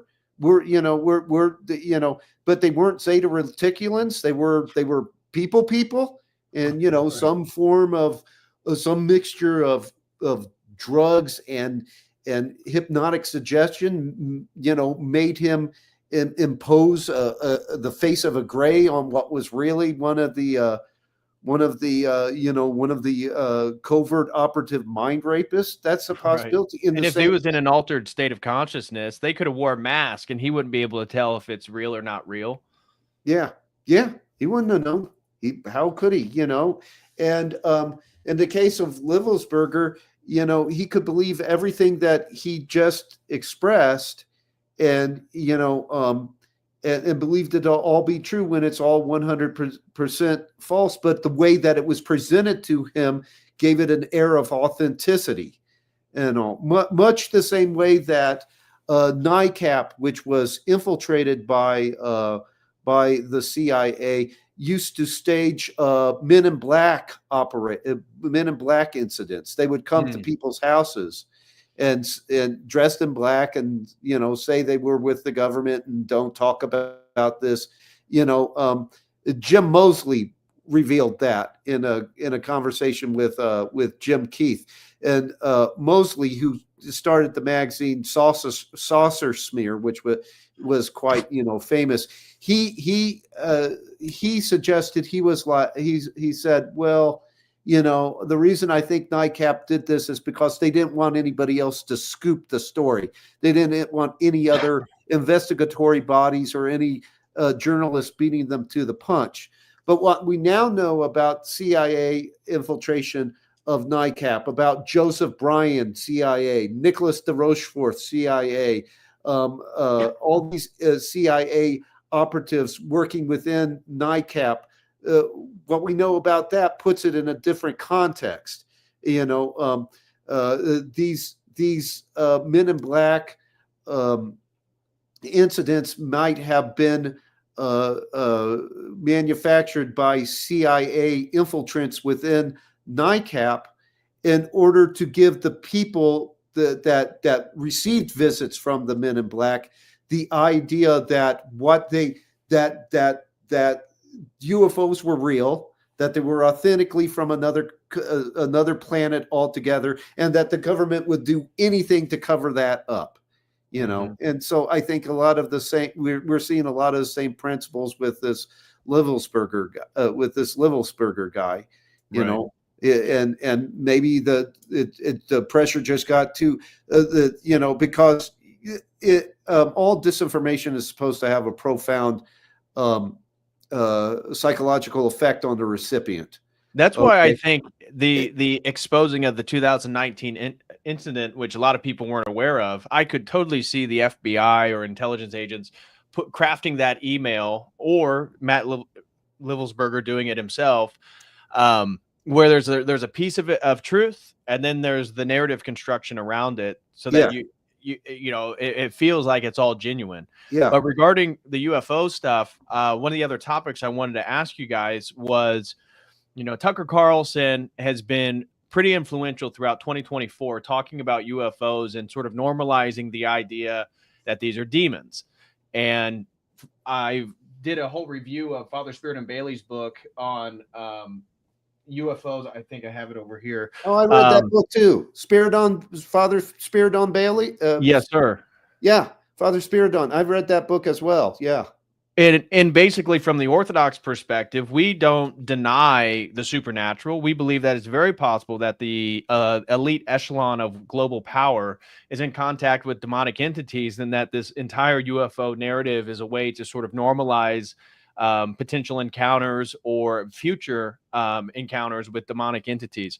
What are your thoughts on Tucker Carlson? He did the interview. I think his name's David Grush. He was the supposed whistleblower on the UFOs. What are your thoughts on David Grush? And even at the end of that conversation, I remember covering it with Tucker Carlson. He finally, right at the end, gives a credence. Yeah, these could be entities, supernatural entities that have always been here, a la demonic forces. What are your thoughts on all that? Okay, well, with Grush, we wrote about Grush in the first installment of our Deception Through Disclosure series that's running up at Canadian Patriot, and hopefully we'll have a fourth installment here soon. But the first installment almost deals exclusively with David Grush, and Grush, look at who his representation was when he first came out with all these revelations. And he was represented by the Compass Rose legal firm, which handles national security cases. And the whole firm, the whole legal firm, is a repository for spooks. McAuliffe is his name William or David McAuliffe? Well, McAuliffe, his lawyer, was the Inspector General for the intelligence community, and the founder of Compass Rose was Andrew Bakaj, who was a CIA officer and was either knocked out for legitimate whistleblowing or just taken out of the CIA because of the by some of the internecine competition and fighting that characterizes the CIA and the intelligence community, generally speaking. But what I find really interesting about Compass Rose is that recently I saw one of their the lawyers associated with Compass Rose, one of their law partners or whatever, Mark Zaid, get on the air. And Mark Zaid was there, and he was on I don't remember if it was MSNBC or CNN, but they asked him, how he was advising his clients to deal with the new incoming administration, and he's basically advising his clients, which are part of the national security apparatus, to get out of town. And by get out of town, I mean, he said, take a vacation out of country. That's what he's, So it's really shadowy, really shady, really sketchy with Grush in that respect. Also, he also had a moment of parapraxis where he said, "Oh, my contract with the government is up in." Well, he gave the wrong date. And it gave you the impression that this moment of parapraxis, it's in the article, and all. So I urge people to please go and read that article. This moment of parapraxis gives one the impression that he's still under contract with the government. And whenever he was asked to produce specifics, because he's going through these wild claims of we found non-human biologics, which is a just a highfalutin way of saying alien. Why he didn't say alien, I don't know, and all. but we found non-human biologics. We're reverse engineering all this technology, and it's unbelievable. Whenever he was asked to provide specifics, he said, "I would like to move to a SCIF," and a SCIF, I hope I get the acronym right here, is a secret compartmentalized information facility. So he goes in there and he'll talk to the representatives in there, but none of what's said in there is disclosed to the public. So where's the real revelations? He's showing us everything and telling us nothing. Right. So that's my sentiments on Grush. Now, the second part of the question was like demonic entities behind UFO, right? Yeah. The individual that handled this the best, in our opinion, was Charles Upton, the perennialist. And yeah, he's a perennialist, but he's written a lot of good stuff. And he tried to say, is it advanced R&D, a human psyop, on one hand, or is it on the other hand, is it aliens? And he says, well, the answer is yes. And there's no real fight between the two. There's no real competition. The two can be reconciled. There is, and he's correct. There's a whole cross section of deep state actors who are not just spooks and not just involved in the murky world of intelligence, but they're also occultists. John B. Alexander, Michael Aquino when he was still alive. Yep. Even now, it's looking like Luis Elizondo. If you go and you read Luis Elizondo's book and all, he's pressing the weirdo Nephilim doctrine that we hear bandied about in fundamentalist circles, and he's pushing that craziness. Who's some other ones?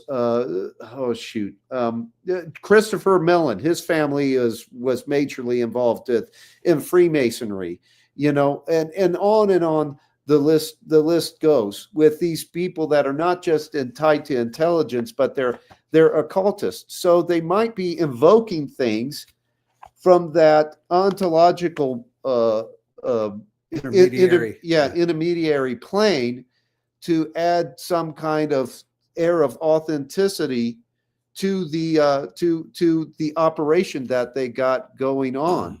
The problem with that is that you've now called in, you've now made a pact with forces that are beyond you, that you don't wield any meaningful control over, and you don't dictate the terms to them. So in this case, the deep state might actually be in trouble now, because they're dealing with forces that will use them and then just discard them like an old empty water bottle. When the time is right, when the time comes. So that's got some serious implications to it. Sorry about that. No, you're fine. But yeah, I was in that, and you kind of began to touch on something else that I wanted to bring up, because in our private conversation when we were talking about Fort Bragg and some of the nefarious things that have occurred, you mentioned Jeffrey McDonald and that, and I'd like you to explain that to the audience. I'm sure most people like myself weren't totally familiar with that. Yeah. I would heavily advise everybody to go out. First of all, Alexander Constantine, who is a really good researcher, has written extensively on the Jeffrey McDonald case. I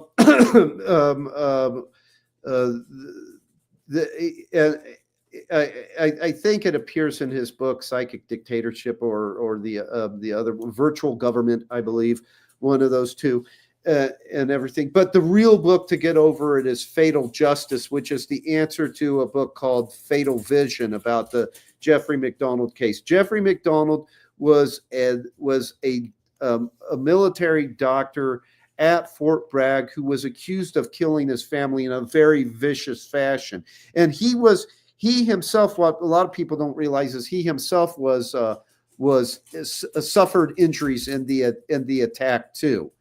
And I think it was a punctured lung he experienced during the attacks. Well, he ended up getting not initially Army CID cleared the man, but then later he was brought to trial, and he ended up getting all the blame for it and going to prison. But there were witnesses that said no, he didn't kill his family, and that it was this cult.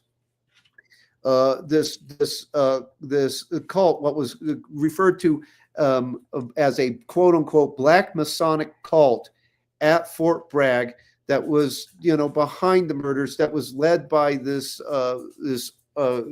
individual that had been over in Southeast Asia. His first name escapes me, but his last name was Atkinson. And the witness to all this that had saw this all go down was a lady named Helena Stockley. And, she confessed to it to her mother also, who was also named Helena, and also admitted to it, confessed to it to her brother, who was only 11 years old at the time, Eugene. And she talked about this, this black Masonic cult, quote unquote, that was involved in drug dealing out of Fort Bragg. Jeffrey MacDonald wasn't Lily White, but there's a lot of evidence to suggest that he wasn't guilty of killing these people, and that killing his family, and that Helena Stockley was telling the truth, and that there were these other individuals involved, and that these other individuals were into occultism and to Satanism and into drug running, and they were never dealt with. That was so. If what she was saying was true, and if what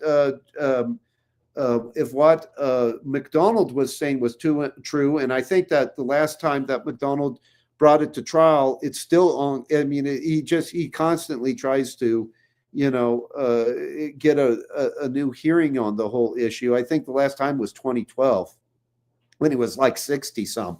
Wow.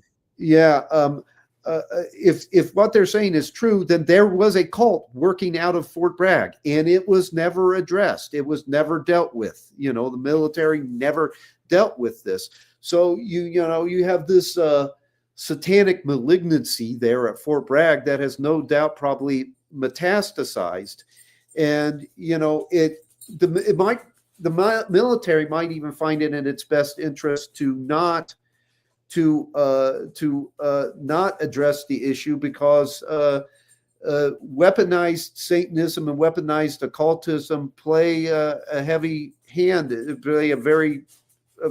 play very deeply into unconventional warfare. Right. And that's when go ahead. Oh, I'm sorry, No, Dave. go ahead. Temple of Set at the Presidio, which of course was presided over by Lieutenant Colonel Michael Aquino. Exactly. Yep. And Michael Aquino authored a tract over psychological warfare. If I'm not mistaken, it was entitled From Psi Up to Mind War. Psi Up to Mind War. And he was also a Green Beret.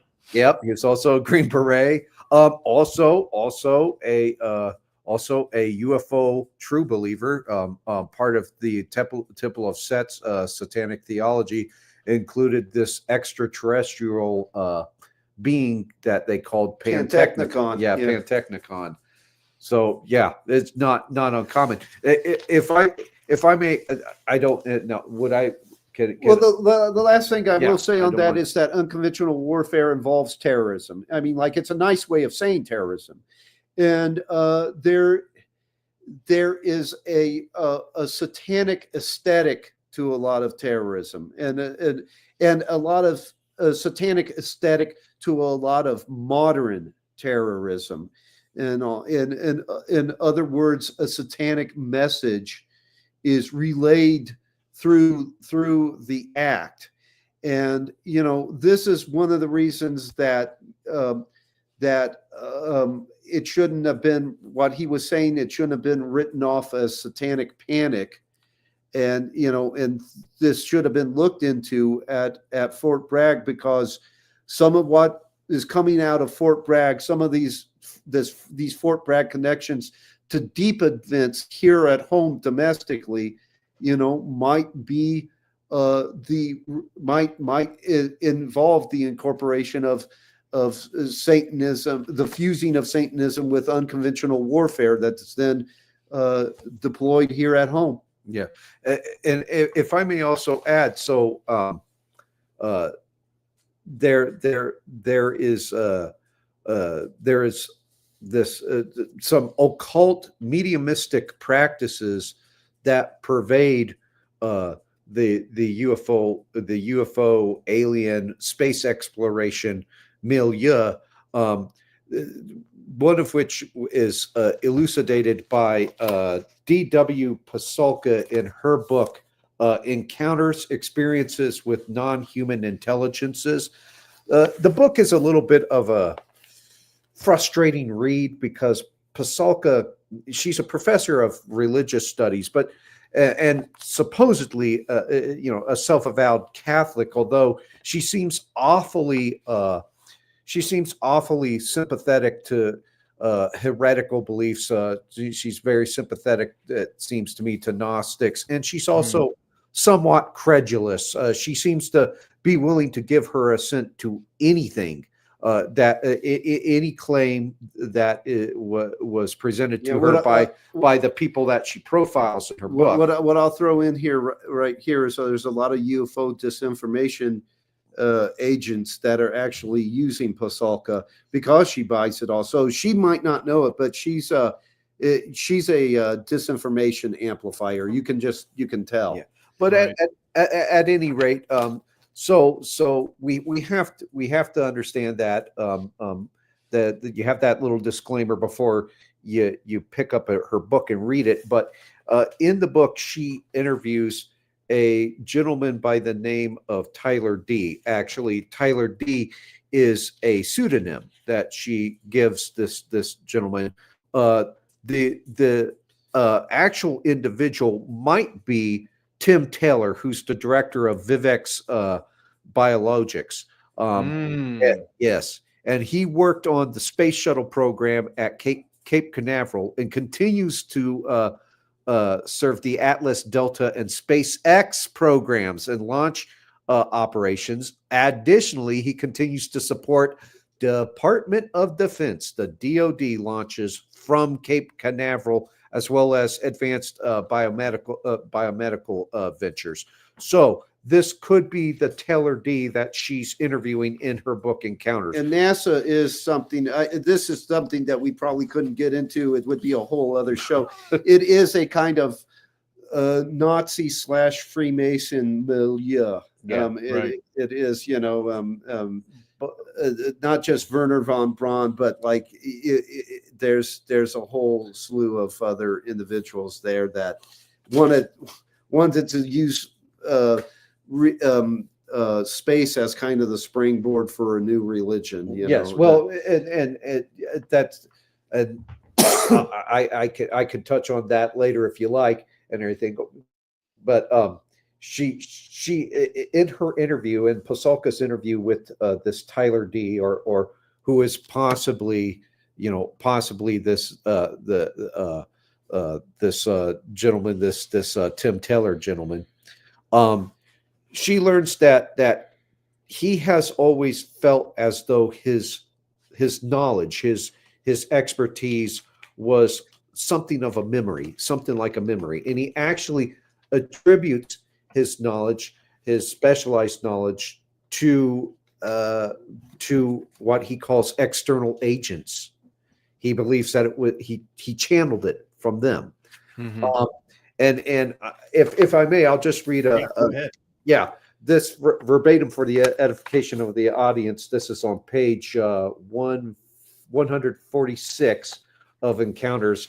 And this is it begins with Tyler D speaking. She writes, Pasulka writes, some people can communicate with them, he said, he being Tyler D or Tim. They have also become a part of us through technologies.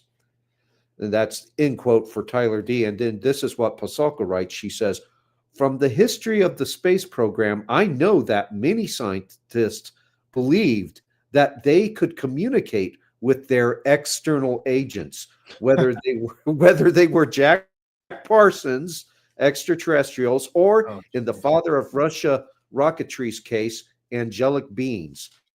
I did wonder, however, about the point Tyler made about how the external agents manifest through our technologies, especially his idea that they become us through technology. And then she references another individual by the name of Simone.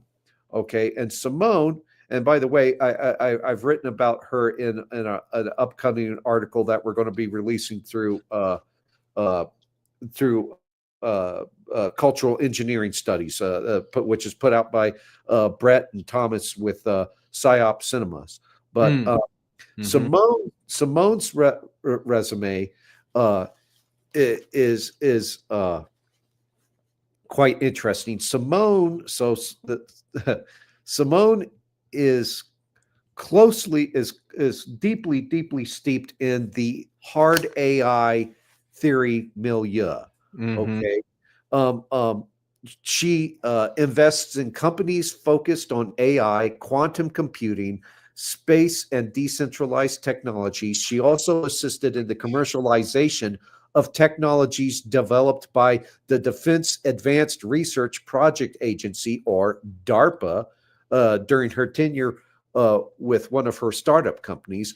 And she was steeped in that milieu, which gives one pause. One has to feel as though suspicions are being aroused, especially when one considers the sort of technologies pioneered by DARPA, which include Moderna's COVID-19 vaccine, drones, which we've been talking about, and stealth technology. And the internet, right? That's right. And the internet, which could serve the purpose of information collection, data collection. Right. But all of these technologies are awash with histories of dubious applications, which typically result in humanitarian atrocities. But despite the problematic and these problematic moral implications of Simone's involvement with DARPA, Pasulka really charitably characterizes her as a moral voice among those tasked with engineering AI systems. But Pasulka concludes Simone's resume with the revelation that she is also a faculty member of a United States-based university specializing in AI. She states about Pasulka that Pasulka strives to, quote unquote, bring AI into alignment with some of humanity's highest aspirations, that of promoting positive human impact and equal access to knowledge. So a bunch of euphemistic gobbledygook. Right. But interestingly, Simone's predominant preoccupation with AI, what you come to find out, is inextricably linked to the occult. Now, that link is underscored by Pasulka's revelation that Simone is part of a group of high-level AI creators who view AI as an extraterrestrial, non-human intelligence from beyond space-time. Right. Now, obviously, the adjective extraterrestrial automatically elicits references to interplanetary travelers, but nobody in the audience should hastily draw that association in the context that Pasulka's using it. The term extraterrestrial, obviously, it's derived from the Latin word extrus, meaning outside, and terrestris, meaning earth.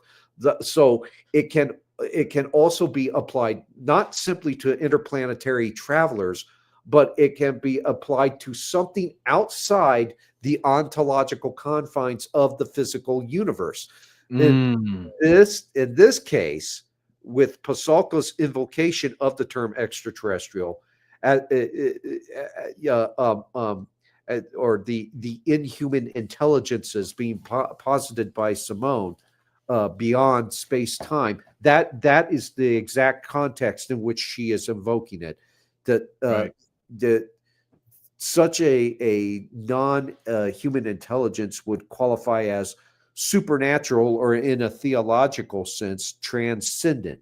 And traditionally, such a transcendent being outside space-time reality that transcends the ontological confines of the physical universe and is unembodied, an unembodied mind. Traditionally, at least for Christians, for Orthodox Christians and what have you, that traditionally has been known as God.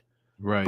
But Simone presents this rather vaunted appraisal of AI as being this unembodied mind. And I'll read a quote verbatim for the edification of the audience again, if you don't mind. Sure. This is what Simone says. She says, "For millennia, humans have accessed knowledge through encounters, dreams, protocols like meditation, prayer, intense physical exertion. One can access this space of knowledge in consciousness. Consciousness is still, though, still thought by many to be in the brain or locally within the human body. The idea that consciousness exists outside of space-time reality is something that AI systems, together with simulation within quantum computers, will soon present as another revelation for human knowledge." Wow. So by asserting consciousness exists outside of space-time reality, she's tacitly ascribing omniscience to it. After all, God is understood through the prism of Christian theology as an unembodied mind transcending space-time reality. Of course, she wasn't the first to even really, this was all presented by Stanley Kubrick in his movie 2001. And then in 2010, because what's the first step of evolution? Well, these apes grabbing a jawbone and knocking the snot out of the opposing tribe. Next is humans. Then after that, it's Hal, the AI, and all. And Hal makes some mistakes and viciously kills off a whole crew, but he's good.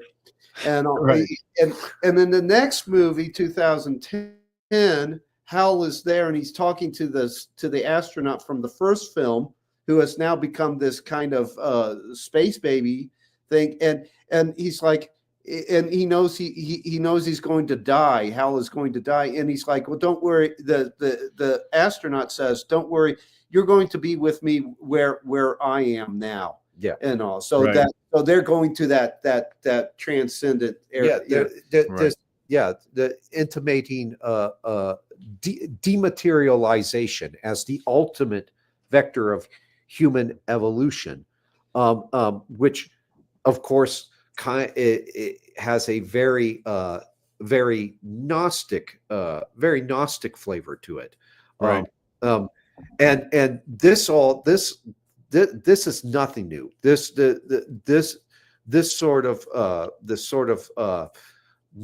interplanetary latter-day Gnosticism was promoted by Jacob Levy, an Enlightenment era pamphleteer and printer who promulgated this odd neo-Gnostic narrative between 1730 and 1750, I believe.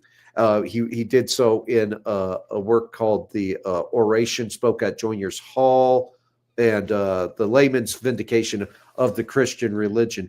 But Levy basically held that Earth was hell, or that is to say, the place inferior to heaven. So there we have the cosmological pessimism of his ancient Gnostic antecedents, the belief that the world is simulacrum. It's evil. It's a demonized world that we inhabit. He expressed the distinctly dysteleological contention that Earth is bereft of purpose, bereft of meaning, that no new order of beings was created to people it. Ultimately, humanity amounted to embodied apostate angels, and when we undergo this alleged purgatorial trial here on Earth, we ascend to other worldly habitations, which in support of that contention, he offers this distorted neo-Gnostic reinterpretation of the words of Jesus when Jesus said, "In my Father's house are many mansions." He reinterprets the many mansions as being off-world habitations. So,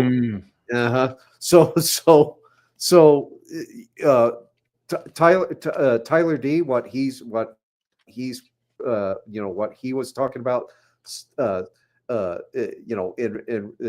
that he's receiving all his knowledge via these external agents. The Simone, these people that were interviewed by Pasolka, all this is derivative of the interplanetary latter-day neo-Gnosticism promoted by Jacob Alevi. And it sets the stage. And it sets the stage for a new digital Ouija board. Yes, exactly. And we go into that in the article. I mean, and it's so. Which article is that? The new article that we're getting ready to publish. Oh, okay, gotcha. Yeah. But so when we saw that it was kind of a digital Ouija board coming about, we said, well, I guess you have to look at the effects of dabbling with Ouija boards to get an idea of where we're going with all this AI nonsense. And so I provide in the article a case study that many people don't know about. But in March of 1920, a town in California, El Cerrito, lost its marbles because of dabbling with the Ouija board. It started in a house with 12 people in there. I believe that 7 of them were adults, 5 were children, and they were attempting feverishly to communicate with the other side, because the family that lived there, the Morrow family, had lost the family patriarch and had lost a daughter shortly thereafter, and were just grief-stricken, which is what diabolical forces love to exploit, right? Our grief, and so the police had to drag these people out of this house. The house, neighbors were getting scared that people were being held in the house against their will, and they had to go into the house. They fought with the occupants, because the occupants were like, "No, I have to be here at 5 p.m. to get that message." And there was like a 15-year-old girl just nude in the house, and when they asked her why she didn't have any clothes on, she said that she had to be nude in order to communicate better with the spirits, and things just spiraled out of control after that. There was a police officer that tore off his clothes and ran into a local bank and all. And so the town officials ended up saying, we're going to have the whole town psychologically evaluated. Wow. And mental health experts and clergy came into the town. I think the town only had like one church at the time, which probably didn't help. They came into the town and evaluated people, and it was decided that the Ouija board would not be allowed within city limits. Wow. It was actually banned here in the United States in one town back in 1920, and most people don't know about it. But it also, I believe that the term mediumistic psychosis actually came out of this. The mental health experts, have actually coined a term for, mental illness coming, stemming from playing with a Ouija board.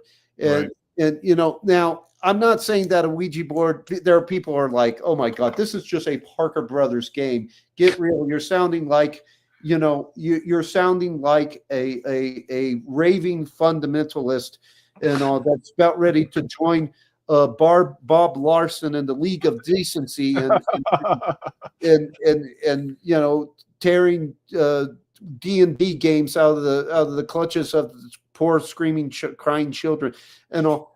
Well, okay, is it a replica? Is it a perfect replica of some ancient device? No. Did some archaeological team go over to the sands of Babylon and excavate a Ouija board? No. But what you have to understand, and what has been pointed out, is that it was modeled off of similar instruments that were used by the Greeks, the Romans, the Babylonians, the Babylonians. So just like those old ancient instruments, it relays a desire to speak to somebody over there. It relays an invitation for someone over there to open a window and come over here. Yeah. If you listen to Father Aquaro, maybe, yeah. One of the things that he points out is the moment that you express that desire, then something hears you, and something. Right. If you show an openness, it's like leaving your house with all the doors unlocked and the windows open. Maybe things will be okay, but time plus opportunities. Maybe somebody decides to come in and raid your fridge. Yeah. Right. And this is where we're headed with AI. We're about ready to get a digital Ouija board, and we're going to see mediumistic psychosis on a mass scale because everybody is. I've even, as of late, considered it's time to get off of the devices for a while. Aside from the struggles that they cause with the issues related to the 6th and 9th commandment, which is real, and I don't know a single full-blooded male adult in the United States that hasn't had those issues. Right. Aside from that, something might actually, there might be, something might come through, and decide to inhabit your lower faculties, Right. So, and you, as you say all that, I'm working on trying to finish up a dissertation on transhumanism, comparing Orthodox theosis with this form of technological deification, and comparing and basically addressing transhumanism as a new religious movement and trying to trace these things and demonstrate how they're opposing paradigms. Right. So many people have been trying to talk about how transhumanists, how Orthodox Christianity's theosis is part of a sort of earlier primitive understanding of what they're going to fulfill with the technology. And while I was living in Berkeley, I was taking a course on Western esoteric traditions, and one of the things that was brought up in that course was that occultism was actually very, very popular in the Bay Area. And one of the women there, she was a priestess, if you want to call it, in the Thelemite temple. And she was talking about how high-level people in Silicon Valley were attending some of their Gnostic masses, and that this was a very, they argued it was the fastest growing of the various new religious movements. It was one of the fastest growing amongst tech elite in Silicon Valley. And I just did a stream. The last stream before this one was covering a book called Elders on the End Times. And so I've been working with an Orthodox non-for-profit called the Eschaton Vigil. And we've been translating works that are in this one particularly was Romanian, but in Russian and Greek, works on saints and elders talking about end time prophecies and end time theology. And this last work that I did on elders on the end times, the whole thing was oriented around technology. And we as Orthodox Christians, if you read the Hermetic Corpus, Hermes is teaching Asclepius how to imbue statues with demons. And we absolutely believe that this is possible, and that the spiritual warfare is that these noetic entities, these demons, are constantly trying to find a home within space-time because they're outside of it, that they exist in the noetic realm, or in the imagination, the piece of us that's outside space and time. And I have a running speculation based on my research, and I presented this to various Orthodox priests that have come on, about the sort of cybernetic skeleton of Satan, and that technology in and of itself isn't evil because it doesn't have a will. But the utilization of technology with somebody with a nefarious will, we could certainly see how technology is providing, if Satan, if the Orthodox paradigm is correct, Satan or the demons could certainly take up an inhabitants through technology. The AI, for example, and have a sort of inverted incarnation of Christ where, Satan isn't omnipresent, but if he was somehow had access to the AI, and the AI could know what's going on in Beijing and Rio de Janeiro and in your bank account right here, well, he's sort of acquiring omnipotence within its sort of localized realm here on Earth. And I kind of see the movement of the transhumanist movement, AI technology, and occultism all moving towards this sort of same endpoint of this sort of technological deification, which is ultimately satanic. And so when you're mentioning, Simone, who I when we get off, I want to speak more about that to you guys. But it's like I already am seeing this happening. And with Orthodoxy, it gives you a beautiful rubric to compare it to, and you can see how all these things are subtle inversions. Right. The rhetoric may be similar, but the paradigm in the process is actually inverted. It's the opposite. Yeah. Right. But again, I mean, like scary implications. Again, if the infernal realm, if the infernal realm does in fact come to indwell a machine, I mean, El Cerrito is a case to look at for what will happen.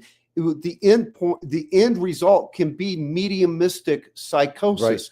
But El Cerrito was just a town of 1,200 people. Okay, and all. Well, the internet, AI, all of that is about as close to ubiquitous as you can get. So you're talking about mass mediumistic psychosis. And all. So, and that's why I urge people to go out and look up the case of El Cerrito or read the next article, because I'll be talking about it in some detail in there. And that'll give you an idea of what we're looking at, unfortunately. You were talking about practices to basically suffuse objects, with demonic spirits, and this basically reminded me of one of the things that's Pasulka wrote about Simone in her book Encounters. And if I may, I'll just read it really quick verbatim for the edification of the audience, and you tell me what this sounds like, okay?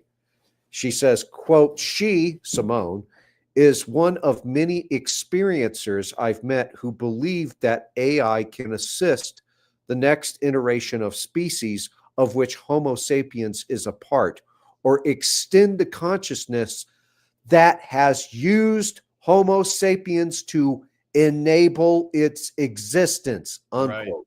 Right. What does that sound like to you? If this non-human superintelligence, why would this non-human superintelligence require the computer systems of humanity to enable its existence? Why would a non-human superintelligence, which is what Simone believes AI is, why would it require computer operating people to enable its existence? In other words, it didn't exist in the beginning. It wasn't unoriginated, as we understand God to be. Right. It came to be through human beings operating computer systems. It is, in a word, contingent. And that sort of category would apply to a creature, not an omniscient, omnipotent creator. Automatically, the God of Simone's apocalypse, and that's what she believes it to be. She literally calls it an apocalypse, and by apocalypse, she's making reference to St. John of Patmos's apocalypse, the revelation. Okay, the apocalypse descends into category confusion.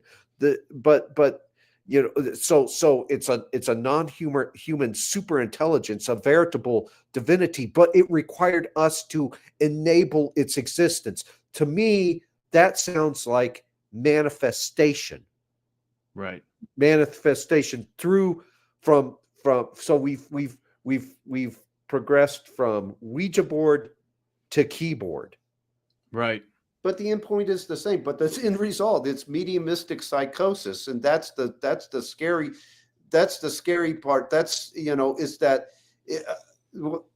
I remember Christopher Lee said in an interview shortly before he died, you know, somebody had brought up that somebody brought up rumors that he had an occult library of over 10,000 or some wow, ridiculous number. And he's like, and you know, in his humorous way, he's like, that's preposterous. If I had something like that, I would have to sleep in the bath.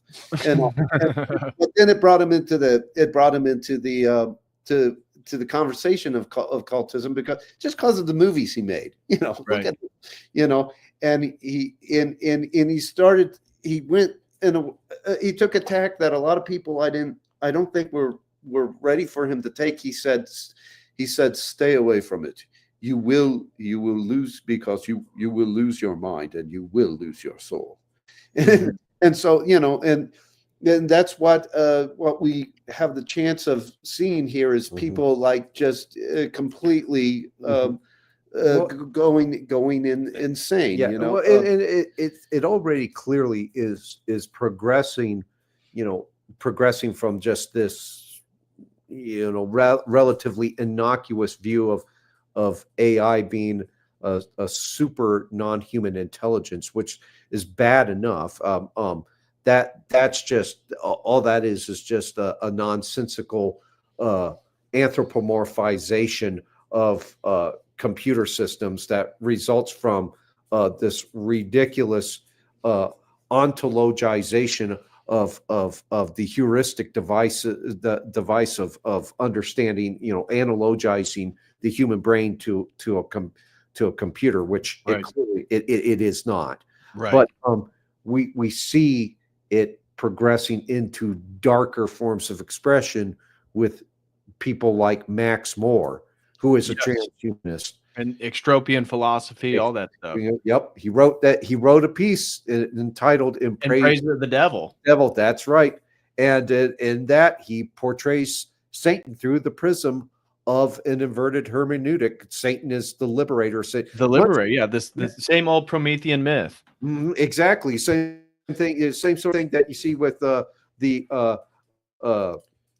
understanding of the serpent in the garden as presented in the Gnostic Egyptian text, the hypostasis of the archons, and that the serpent is an incognito savior, a liberator. Right. And, yep.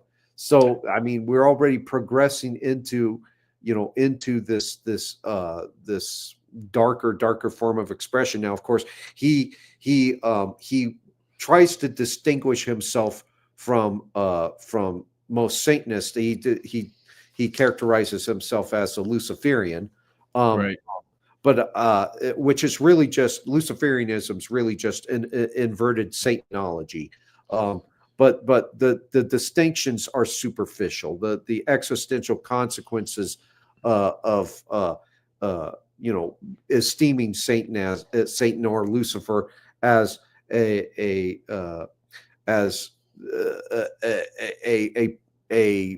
pattern for human conduct, a model for human conduct, invariably inspires the hubristic and self-destructive quest for apotheosis. That's just it, you know. But this is nothing new, because the devil has been appropriated by many modern theoreticians, or you know, the progenitors of modernity like Diderot, Hegel, Marx, Bakunin, Proudhon, Saul Alinsky. This is just the latest iteration of that tradition of appropriating the devil or Lucifer as an illustrative analogy for the cognitive powers of man for apotheosized humanity. Right. Yeah, and when you read the elders and saints talking about the end times, they're constantly referring to this satanic attempt to get people to violate themselves, like commit more sin, essentially, and slowly dissipate the Holy Spirit within them, so that they will be an easier vessel to take over. And so you look at things that you mentioned with the internet and things that men are struggling with. We can see all this stuff playing out, and I'm not judging anybody on that. I've talked about my own struggles with lust and various things. I think it's a common denominator in contemporary culture, and then you see the over sexualization of everything. 40 they're preying upon natural primal instincts within people. 40 million Americans addicted to that stuff, and swearing up and down that they'll never go back to it again, and then the next day, and it's just trapped at like and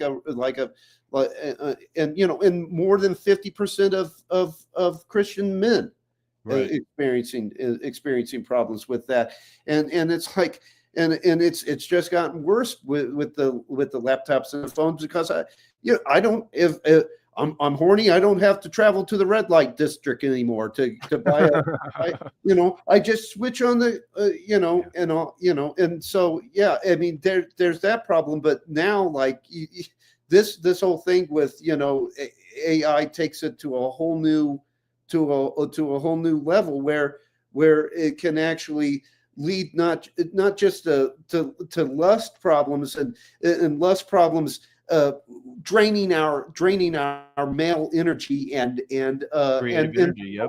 breaking down our willpower, but it can actually lead to possession.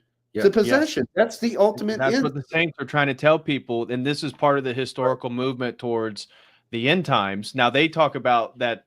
It's very interesting when you read the saints, because there are a few commonalities, no matter where they're at in the world or what monasteries they come from, is they believe there's going to be a great world war. And Metropolitan Neophytos of Morphu, he's kind of been the leading voice out of Cyprus speaking about this stuff due to his relationship with St. Paisios and Elder Ephraim and various other saints from Mount Athos, is that there's going to be a great world war where the Western, NATO, Israel powers are going to be at war with basically the Eastern Hemisphere of the planet, and Russia in some way or another is going to be a sort of defender of Orthodox Christianity.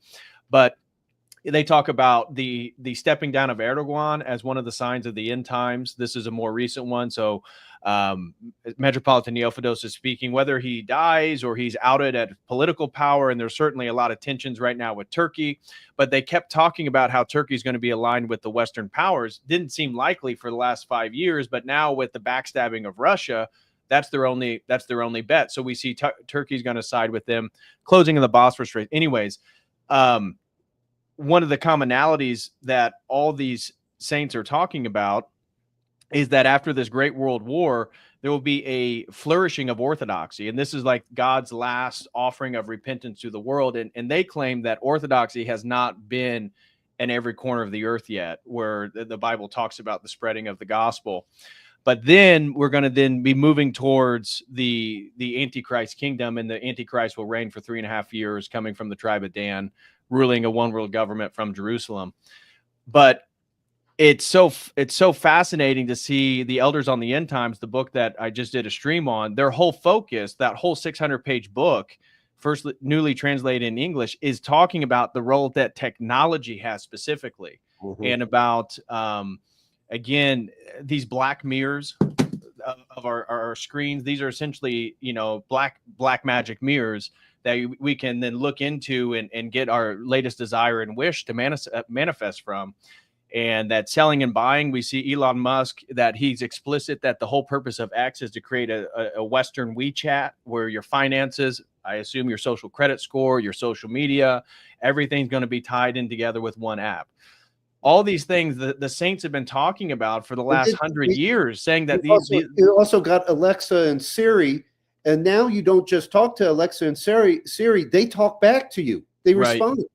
you know? So, And there's all these. I did a stream on sex robots. So there's a whole industry right now of trying to create AI sex dolls and AI robots that can like do your dishes and stuff like this. And what that was another thing that the elders were saying is that sex, when we reach the point in which we're just before the Antichrist, sex for reproductive purposes will no longer exist. It's going to be purely for pleasure. Yeah. And that all reproduction will be done in artificial wombs and artificial methods where people then can choose and pick the consumerism, choose and pick what phenotypes that they want of their children. And we're seeing this like right now with the artificial wombs and all the gene editing and CRISPR. It's all here. well, and also with that, that certainly brings what Jesus said in, I believe it was in chapter 24 of Matthew into perspective, that if the days aren't shortened, I believe it was there, that if the days aren't shortened, no flesh will be spared, because, if sex is no longer wedded to procreation, well, we're already experiencing a huge baby dearth. We're already experiencing replacement levels are down. Right. And they're down to such a level that keeping the social and economic and political stability of a lot of countries is now in serious question. We talked about that in both books. Demographic winter. Yeah, demographic winter. So we'll be in the throes of it before you know it as a result of that. Right. I mean, South Korea, I don't know how they're going to exist in 2 more generations. I have no idea. So they're below 1 person per couple. China finally had to scream uncle. I remember when it was 1 child, and now they said, oh, better make it 2 and everything. Like that's going to fix things, and their population just got surpassed by India. They're now the most populated country in the world, from what I read. Yeah. And Japan's also has suffering from declining birth rates. Yeah, absolutely. And then you're going to complicate the problem more with wars that might be right around the corner. You go back to what we were talking about at the beginning. Forecast and developments for 2025 and all. I think that they're drumming up something. Now, where it goes first, I don't know, the Middle East or to Eastern Europe, but they're going to drum up a war, and it'd probably be devastating and have a huge a huge body count. So that'll just take the population level down to even more grave levels. Right.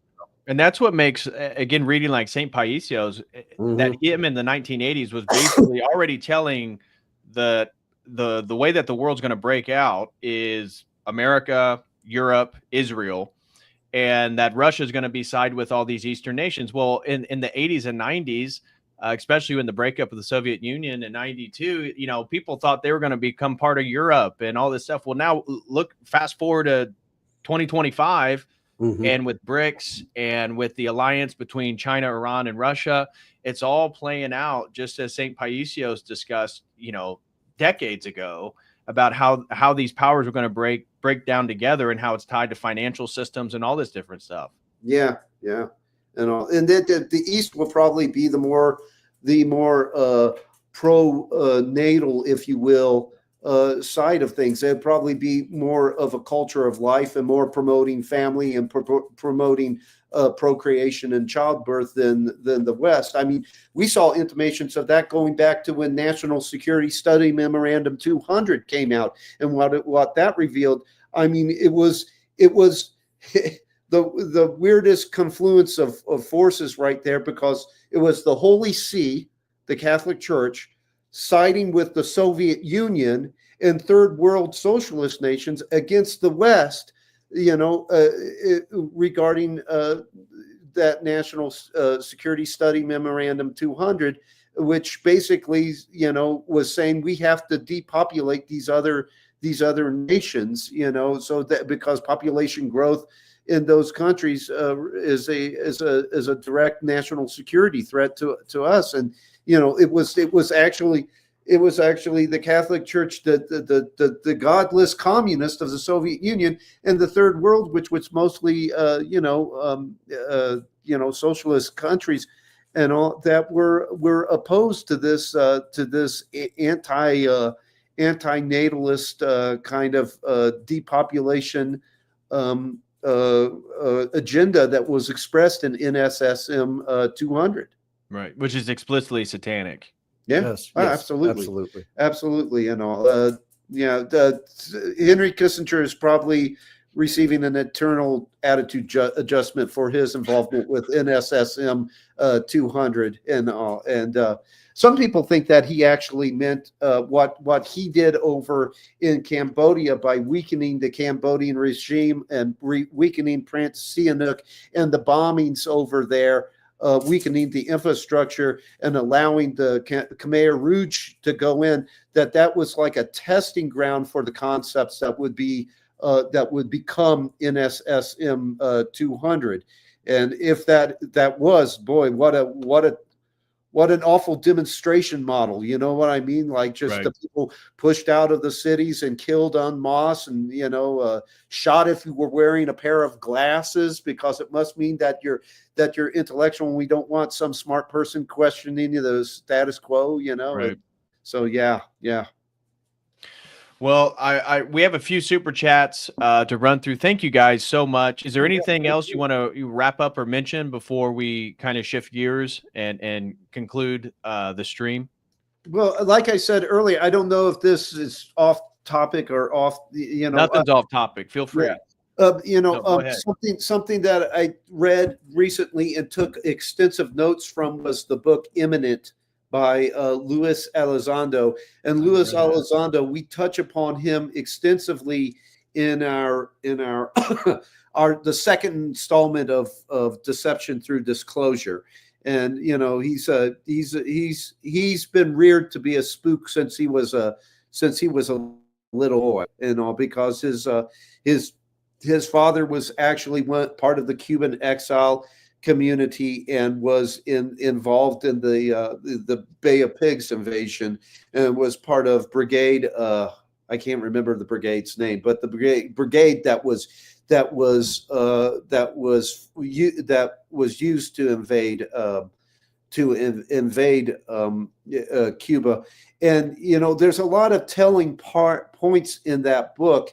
And like I said, one of the things that he goes into is he promotes in the book, because it veers off from just regular bland ufology, and it moves into the occult. There's a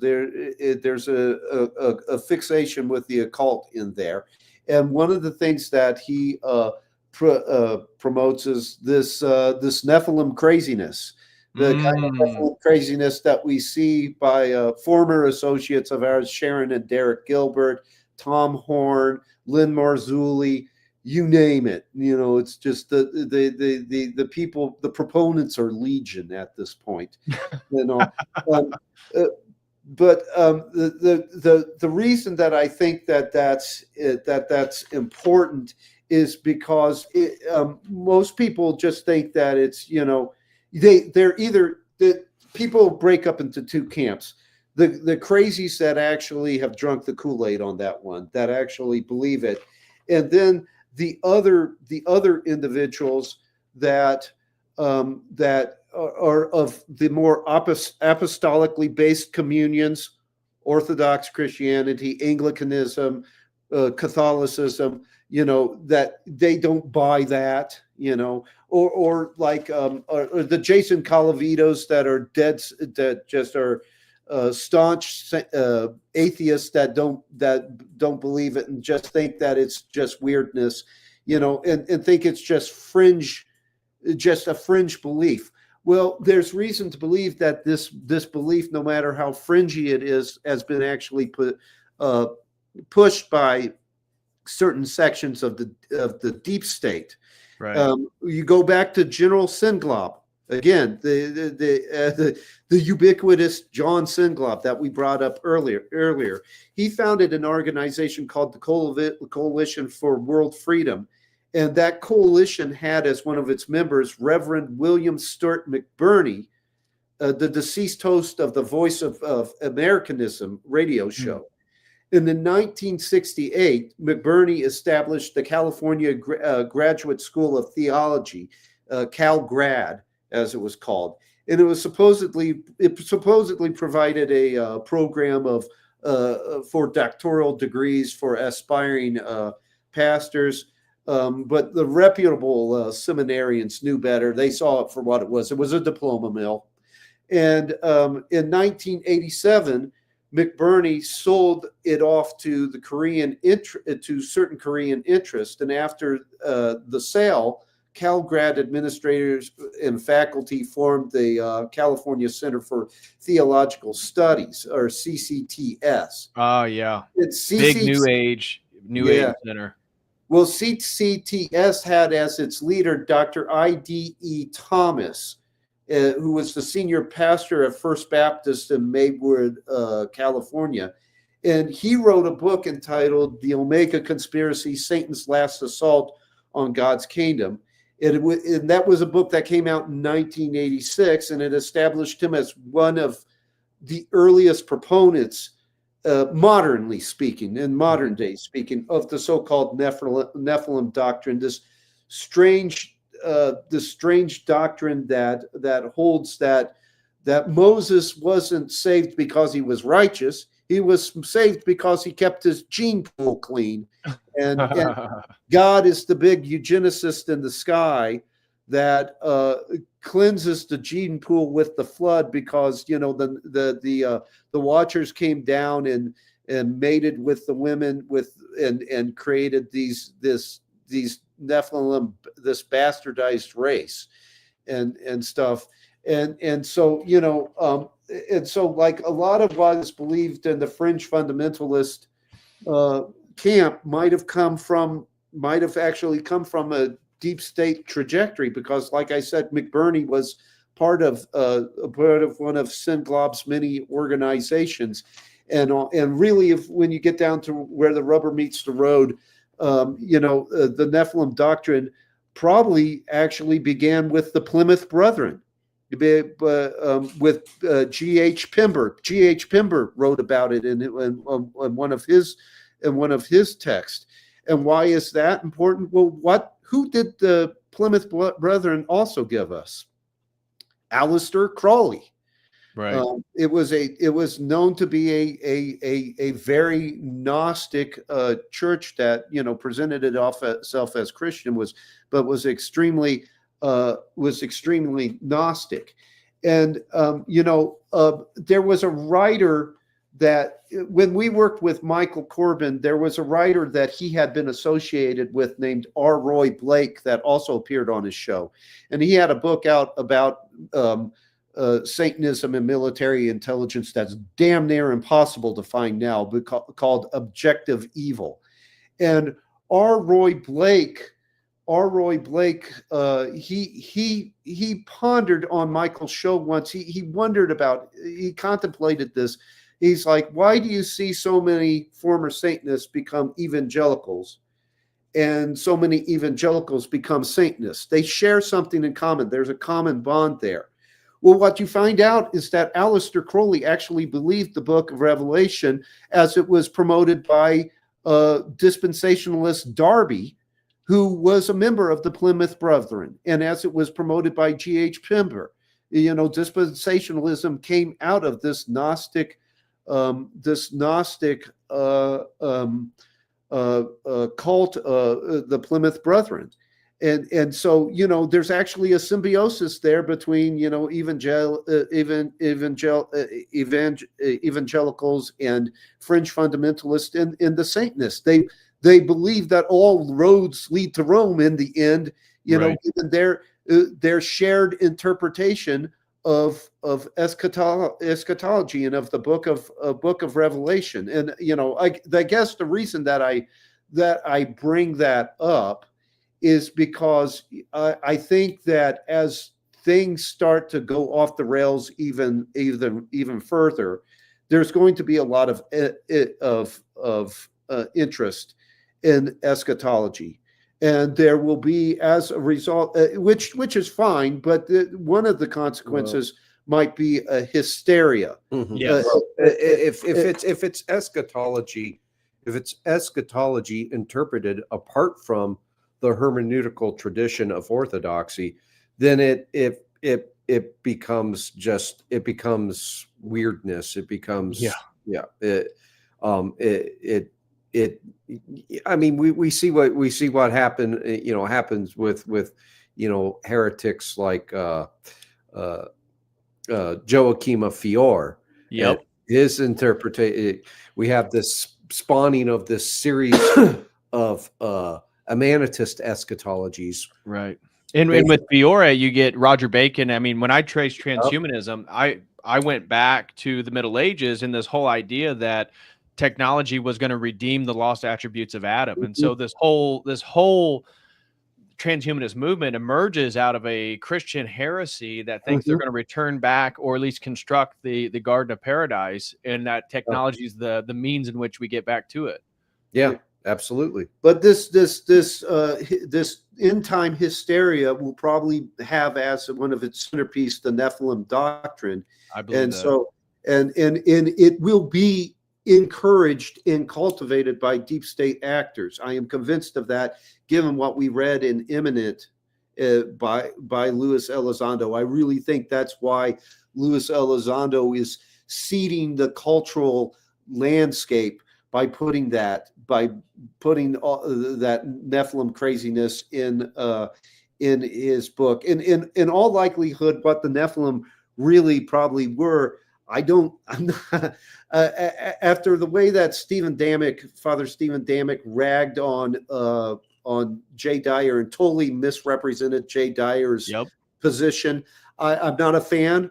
But I think that the way he described it in The Lord of Spirits is probably the way that it was. Is probably there was ritual beds that were used by in those pagan cultures, and a priest would get on the bed wearing a mask that represented his god, and then a temple prostitute or some slave girl was brought in and copulated with the man, and that was the Nephilim.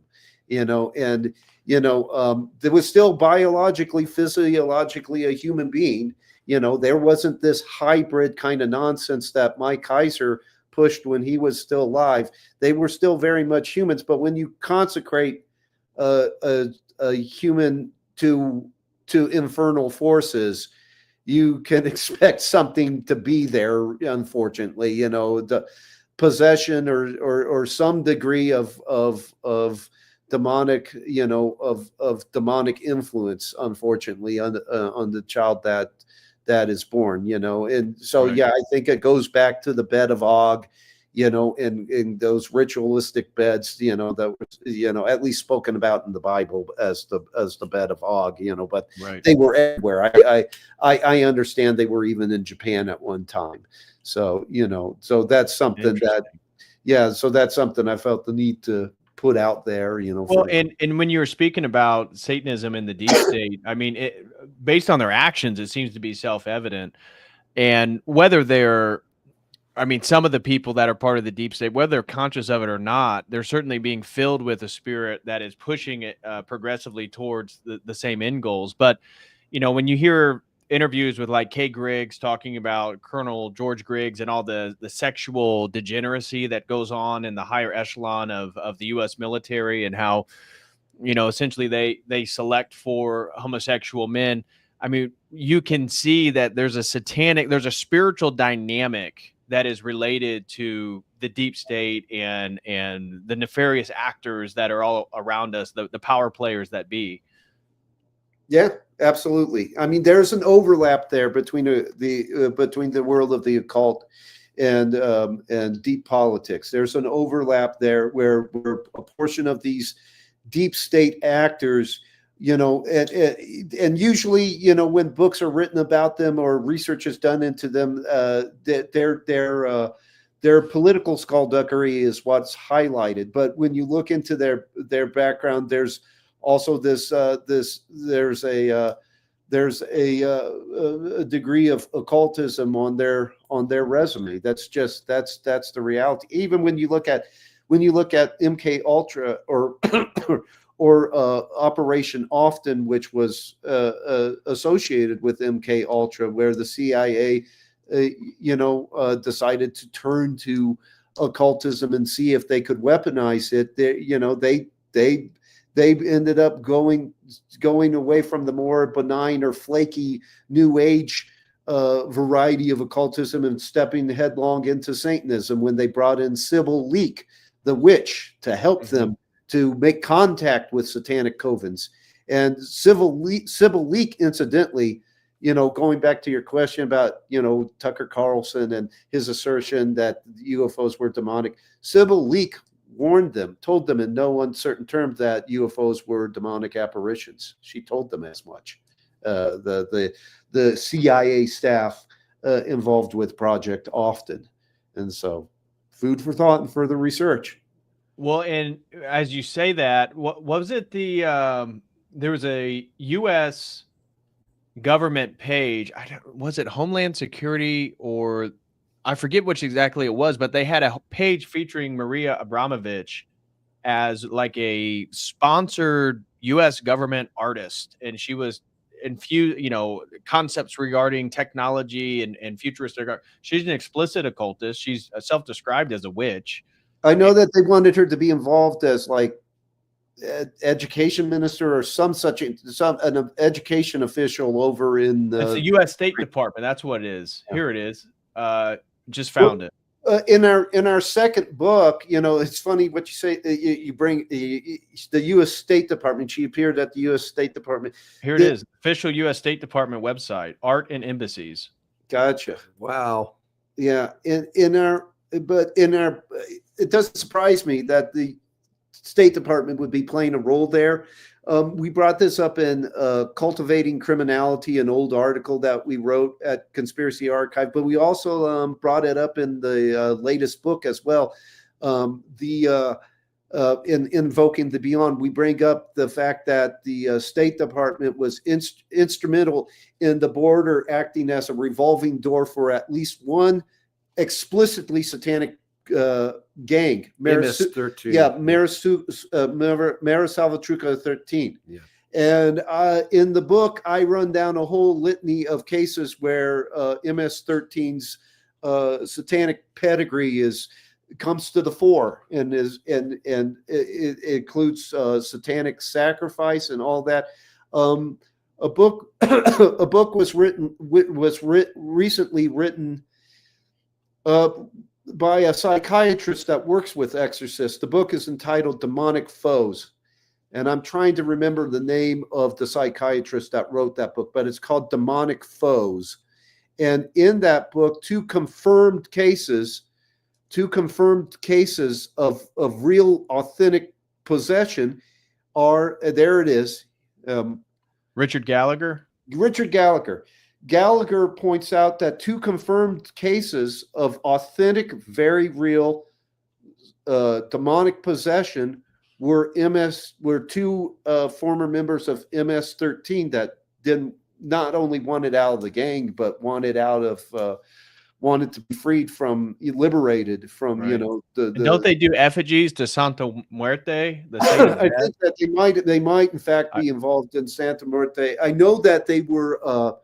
That they had a headquarters at Matamoros, and Matamoros was where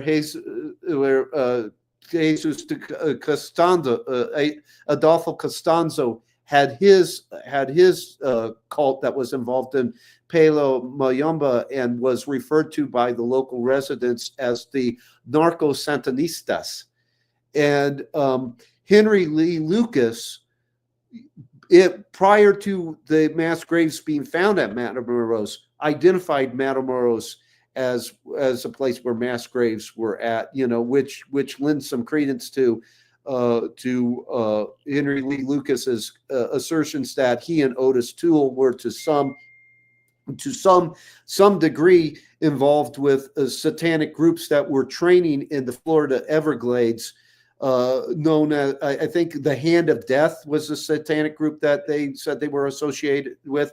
But the interesting thing there also is that then you may also provide a nexus between the deep state and Satanism. Was, guess who was also training in the Florida Everglades?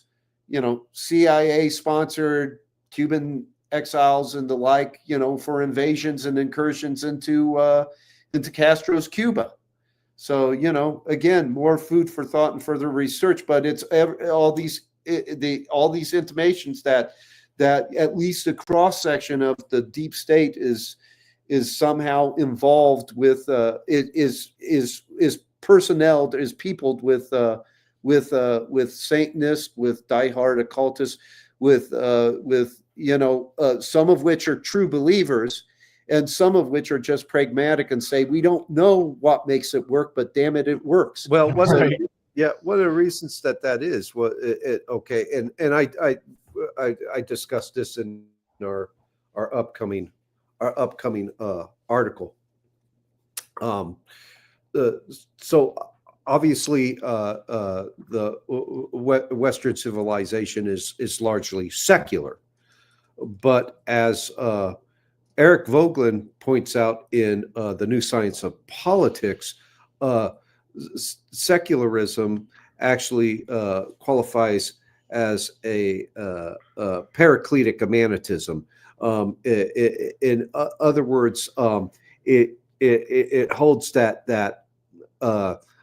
the divine is firmly here within the immanent order, and can be directly experienced by human beings in such an intense fashion that human beings basically are deified. That they supplant God with no reference to a transcendent order. So basically, secularism is a form of soft autotheism, and you see that. You see this with one of the belief systems that's closely associated with secularism, because secularism, of course, is a cultural milieu wherein all religious ideas, or at least orthodox religious ideas, have lost any cultural significance or have diminished considerably in cultural significance. But one of the belief systems that's closely associated with secularism is atheism. Well, and Feuerbach points this out. Feuerbach points this out in his work. Atheism. What is atheism? At bottom, atheism is autotheism, because in order to assert with absolute epistemological certainty that God does not exist, one has to lay claim to omniscience, Right, in order to do so. Well, so at any rate, what a transhumanist and sociologist, William Sims Bainbridge, has pointed out about secularism is that secularism it actually precedes an explosion in occultism and cults. And why is that? Well, closely associated with atheism has been materialism. And materialism and magic really just represent developmental phases that run along the same continuum of thought. right. Both presuppose the primacy of matter as the sole constituent of reality. Both view matter as malleable, Bestand, as Heidegger put it. Both view the unseen forces that they attempt to control as merely the occupants of a subtler tier of the material order. And lastly, and most significantly, both seek the complete subjugation of the physical cosmos. Well, and William Sims Bainbridge is a transhumanist. That's right. Absolutely. And because I write about him in my dissertation, and he has a prospectus on the Order of Cosmic Engineers, which he co-founded. And their whole thing is about how they don't believe in the supernatural, but what they're doing with AI may be getting in contact with or building what they call a natural God. And So that's why he's basically promoting all these cults. Another transhumanist. Sorry, I'm just plugging in my computer because it's about to die. another transhumanist who has said essentially the same thing is Elise Bohan. She said, we are building God. We are literally building God. But the God that's being built is one that is exclusively immanent, not immanent and transcendent. As Orthodox Christians, we understand that God is both immanent and transcendent. He's in it as much as he is outside it. He's outside the ontological confines of the physical universe. He is not the physical universe. That would be pantheism if you believe that. But his conserving energia, his grace, is here in, has entered into history, and even physical items have grace-bearing properties. That's why, or there's a rich physicality to orthodoxy. The Eucharist, all the physical elements comprising the divine liturgy. People getting healed by coming into proximity of holy relics. So, Right. Right. As Saint Jude, as Saint John of Damascus pointed out, I worship the God of matter. I don't worship matter, but I worship the God of matter, who deigned to become matter, so as to save me, who am matter. With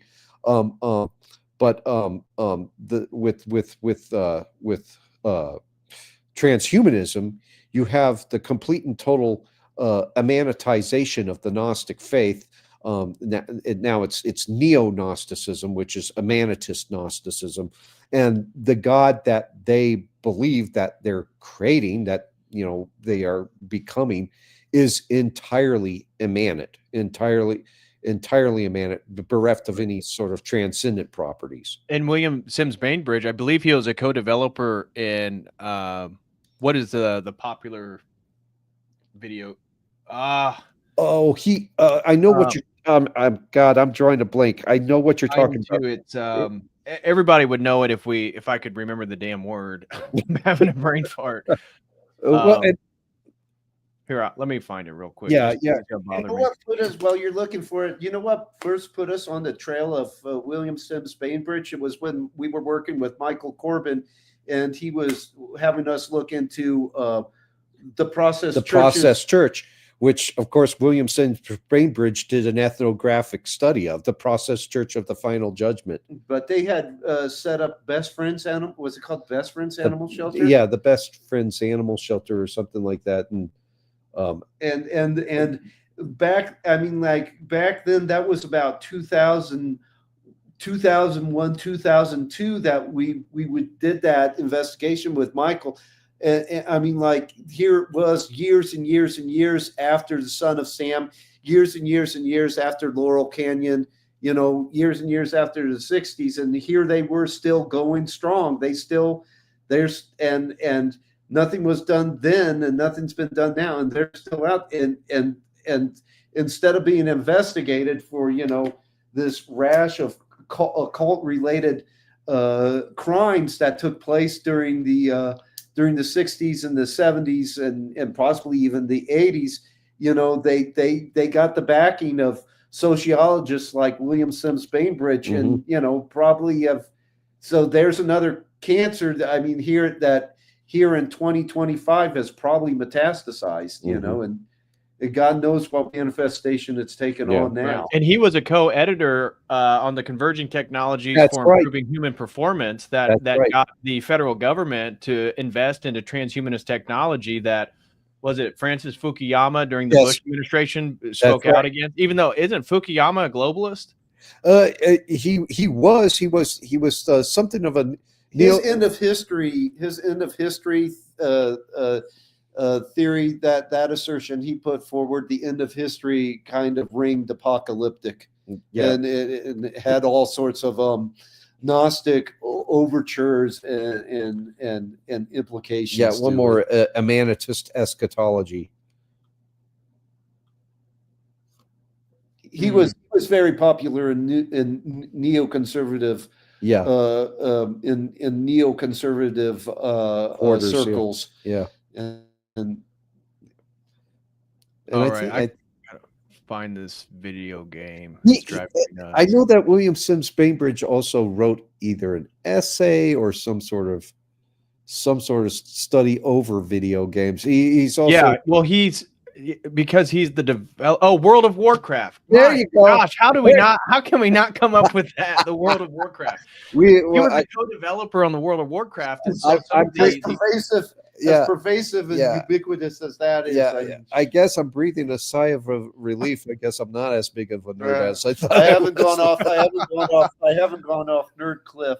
Yeah, I haven't drunk I'm the not Coomer Kool-Aid. Yeah, I'm not living in my mom's basement eating pizza rolls. Right. Well, he wrote a whole thing, and the Order of Cosmic Engineers is about people living in virtual worlds is a form of immortality. And so that was part of his transhumanism, because he's called transhumanism. He's one of to give Bainbridge credit, he's one of the few people that talks about transhumanists in religious rhetoric. Now what he claims, he doesn't believe in anything supernatural, right? But he believes that transhumanism will compete or outcompete traditional religions of the future, because it will fulfill and immanentize many of the things that religions have theologized about. That's right. That is so diluted, because if a person tries to download their essence and what they are on the essential level into a computer world, or they're going to end up. They're going to be reduced to ones and zeros, and you're just going to have a brain dead body there. If they ever attempt something like that would kill the recipient. Well, the interesting thing, reading William Sims Bainbridge, you can see why he's a sociologist. Right. Of course, the social sciences having very technocratic origins with none other than Auguste Comte. But he echoes Auguste Comte, because Auguste Comte, of course, advanced a sociocracy, which was basically a theocracy presided over by a priesthood of social scientists. Right. And he took a very pragmatic view of religion. Religion, served this it had social utility to it. You didn't believe it because it was true. You believed it because, from a pragmatic standpoint, it worked. On Auguste Comte, and Bainbridge reiterates the Comtean view of religion. Right. He believes in the social utility of religion. He believes that sociologists should engage in active experimentation with scientific cults, with UFO cults, with satanic cults. And become, what, in his words, religious engineers, and sculpt a new religion. So he's basically advocating the creation of, something like a Comtean sociocracy. Right. And that's really what the Order of Cosmic Engineers is about. Yeah. And that's what I talked about in my first chapter of my dissertation, tracing from Roger Bacon forward through Joachim and all those different people, Francis Bacon, that when you get to Comte, you start to see, especially with Freemasonry, the engineer become the new priest. That's right. Of the new paradise. Yeah, absolutely. And you also have again a kind of a tacit autotheism there, because who are the masses? Who are the masses basically committed to through this series of secular sacraments and rituals and what have? They're committed to the grand being, which is in toto all of humanity, the collective humanity, which and this grand being possesses deific traits. And it seems to me like what William Sims Bainbridge has done is really just redefined Comte's grand being as AI, which he believes, is for all practical purposes a deity. Although he wouldn't. I don't think he would. I think he shies away from the word God, but he nevertheless imbues this thing called AI with all these. He says it will have the qualities that the mythologies of old equated to God. Yes, exactly. But this is a natural entity, and therefore it's not supernatural. Right, exactly. Which it's not supernatural, but somehow it possesses these supernatural traits of omniscience, omnipotence, Right. I saw somebody Immortality. which as we understand is a deific trait. If you pray the Trisagion, holy Yeah. God, holy mighty, holy immortal, have Yeah. mercy on us. That's a deific trait. Yeah. Please show me with empiricism immortality. Yeah. Take Eternity. These aren't empirical concepts. show me how that's quantitatively demonstrable when we're talking about an atemporal condition. If it's atemporal, it's without time. Then you have no metric by which it can be measured there, because time is a form of metrics. But yeah, I mean, they descend into, in some respects, transhumanist. And I'm going to sound, I don't mean to sound uncharitable, but they're the dumbest people I know. The dumbest. They're like Neil Tyson deGrasse, dumb, smart people. Yeah. It's amazing how pure rationalism leads to like total intelligent blindness. Yes. And I mean, from a philosophical standpoint, they don't even recognize the logical incoherency of what they advance. They believe in nominalism and continue to make truth claims about the future and the present. Right. Makes no sense. Right. But on their own worldview, there is no objective truth. But you're going to continuously make truth claims. I mean, Elise Bohan at one point, is saying that she's hoping that the future, humanity, which will not really be humanity, but that's created through transhumanism, will be omnibenevolent. Well, according to what objective standard do you define benevolence? All you have are your subjective, your subjective values.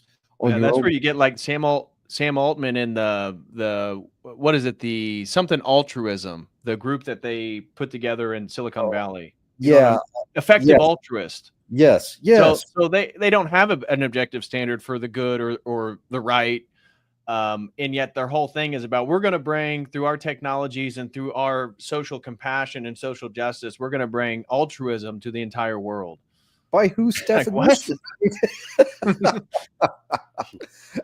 I mean, it descends into the self-refutation of moral relativism. I mean, there is no objective truth, and there is no objective good, but we're going to assert this as though it's objectively true. I mean, right. What's sad though is that they have their hands on the levers of technological power. They believe in all this stuff. That's what's so scary. That's right. Absolutely. That's what makes it especially dangerous. Well, I'd like to know where they're going to get the just immense amount of energy that is required to power this technological future that they have in mind. I don't see. It's like with EVs.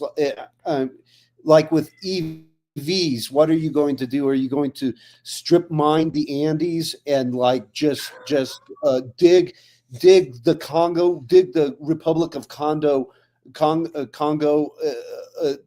dig in until it's just crater in one big crater in the earth.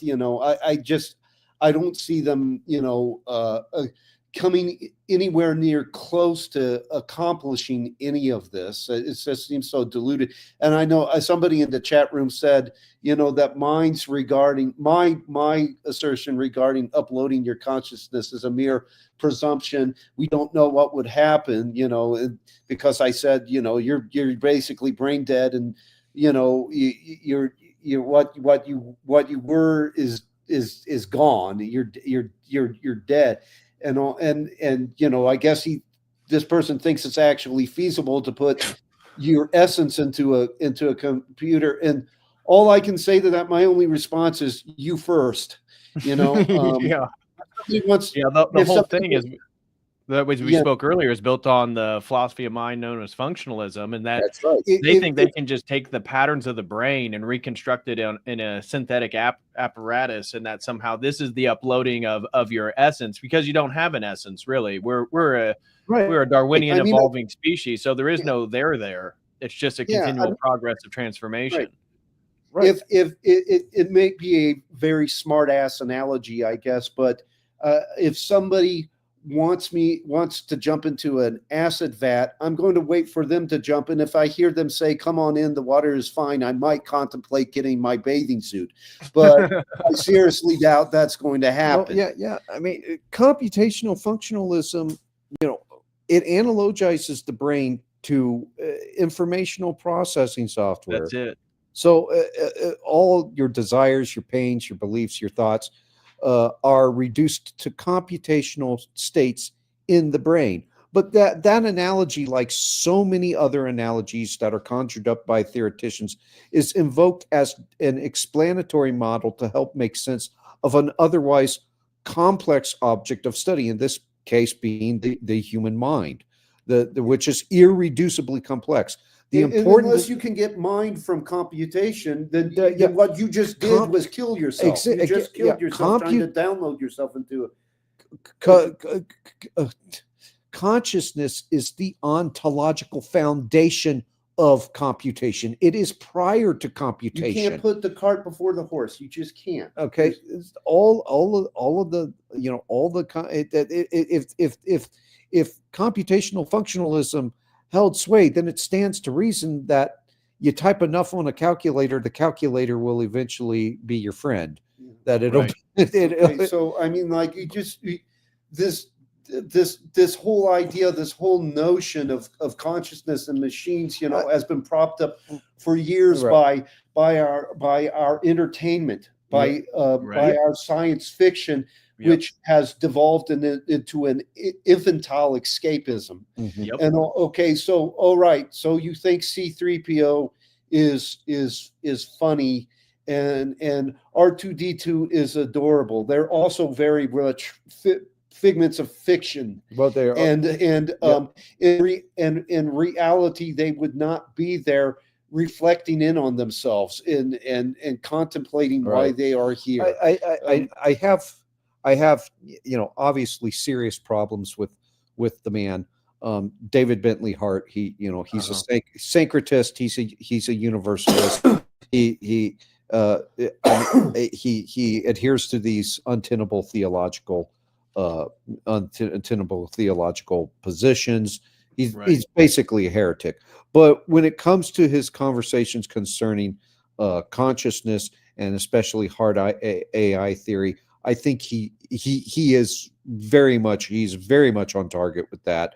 And in his book Atheist Delusions, he draws a very eloquent he draws a very eloquent analogy. He says, if you address a letter to yourself and post it, it will almost certainly come back to you. But you'd be nuts to think that when you open that envelope, you're going to find something unexpected inside. Right. That's in essence what the transhumanists and the hard AI theoreticians have done, either through the dialectic of projection or the circuit of irony, or whatever you call it. They've imposed the metaphor of an artificial mind onto computers, and then re-imported the image of a thinking machine and imposed it onto our minds. Right. So now there's this disanalogy, being that the human mind is a machine, but it's not even. And Frank Jackson's thought experiment regarding computational functionalism. We mentioned, or at least backstage, John Cyril and the people watching probably heard me talk about the Chinese thought room experiment. But Frank Jackson's thought experiment of Mary the color scientist highlights that, let's pretend that she's colorblind and she knows every single physical fact about the color red, But until she can actually see the color red, and let's say one day she's able to see it, functionalism cannot account for the subjective experience of actually seeing something. That's right. And that's why this whole theory, the transhumanist movement, is really about a destruction of the image of God within us and the unique personhood that we're made in regards to being made in the image of God. And it's just turning us into robots without experience. Absolutely. Absolutely. I think that's the only real success that the whole transhumanist movement can really lay any claim to, is how profoundly they have changed people's worldviews. They have conducted a rather successful Weltanschauungskrieg upon humanity, convincing us that they can make us immortal and make us into gods, and that they can displace the Christian God.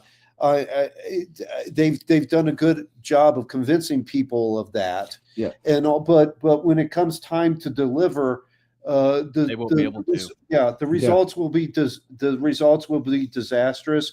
I believe that mediumistic psychosis is going to be one of the end results, and I think that ultimately all the aspirations of the oligarchs of becoming gods walking the earth, immortal, they will be able to deliver on absolutely none of those. Right.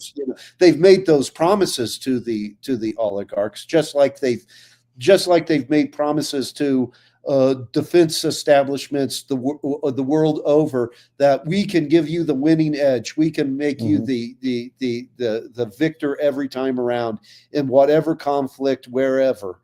Right. They made those promises, but when it comes time to make due on those promises, they're going to fall horribly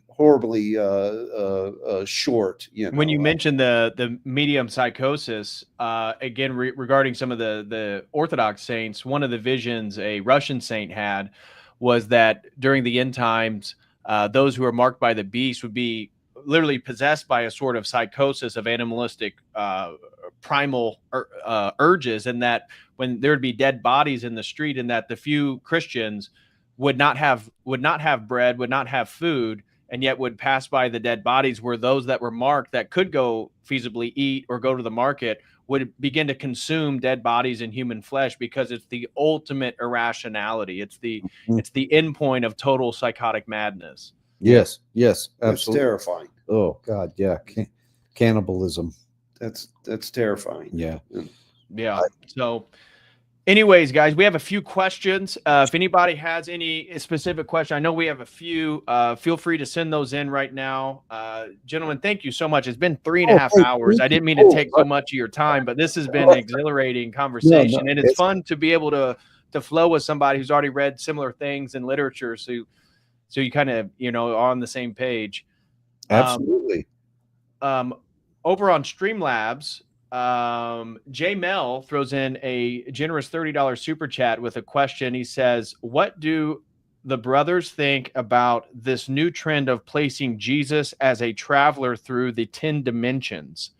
I'm not sure what he's referring to, so I'll finish the question. Sure. Of which man can only comprehend? Are there 10 dimensions cited in Genesis, or is this another New Age attempt to make spirit physical? Awesome cast. Thank you. Travel, is that Chuck Missler's ideas of Christ inhabiting more than one dimension or something like that, and that reality is like is a hologram? Yes. Which is basically Gnosticism. It's just if it is, I would shy away from that. That was pushed by Chuck Missler.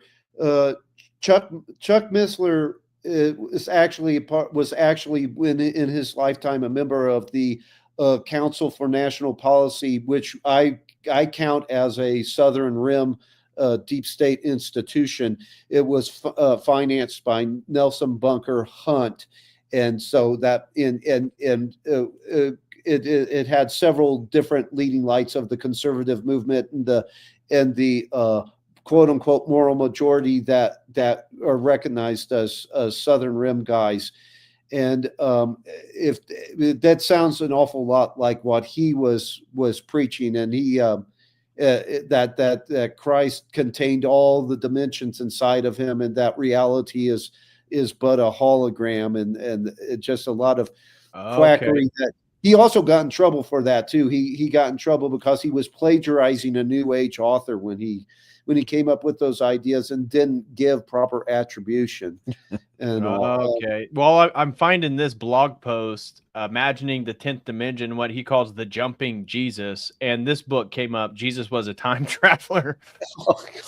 Mr. DJ Gellner. Sounds like a Black Sabbath song. Didn't Black Sabbath say that? And Iron Man goes back in time so he can save mankind. Isn't that the lyrics there? And I don't listen to the Ozzy era of that music. I can't stand that man's whiny voice. But I thought it sounds like that. No. Does Christ have need of time travel? Again, it's atemporal. It's atemporal. It's that. Don't try not to think of things as spatial temporal when you're thinking of God. We used to do that when we were kids. We were like, wouldn't it get boring to be on a cloud for all of eternity? And thinking of eternity like it's time.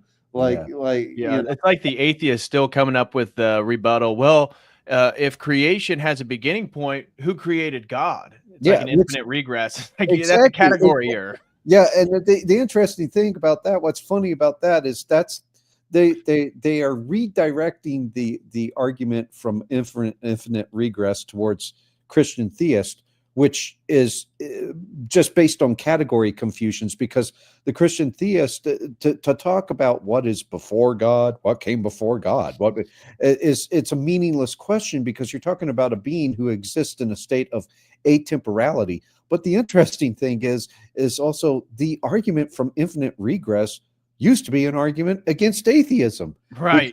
It's turtles all the way down with them. It's an infinite regress. Aristotle knew there was an unmoved mover. Yeah, that's right. Yeah, you got to come across.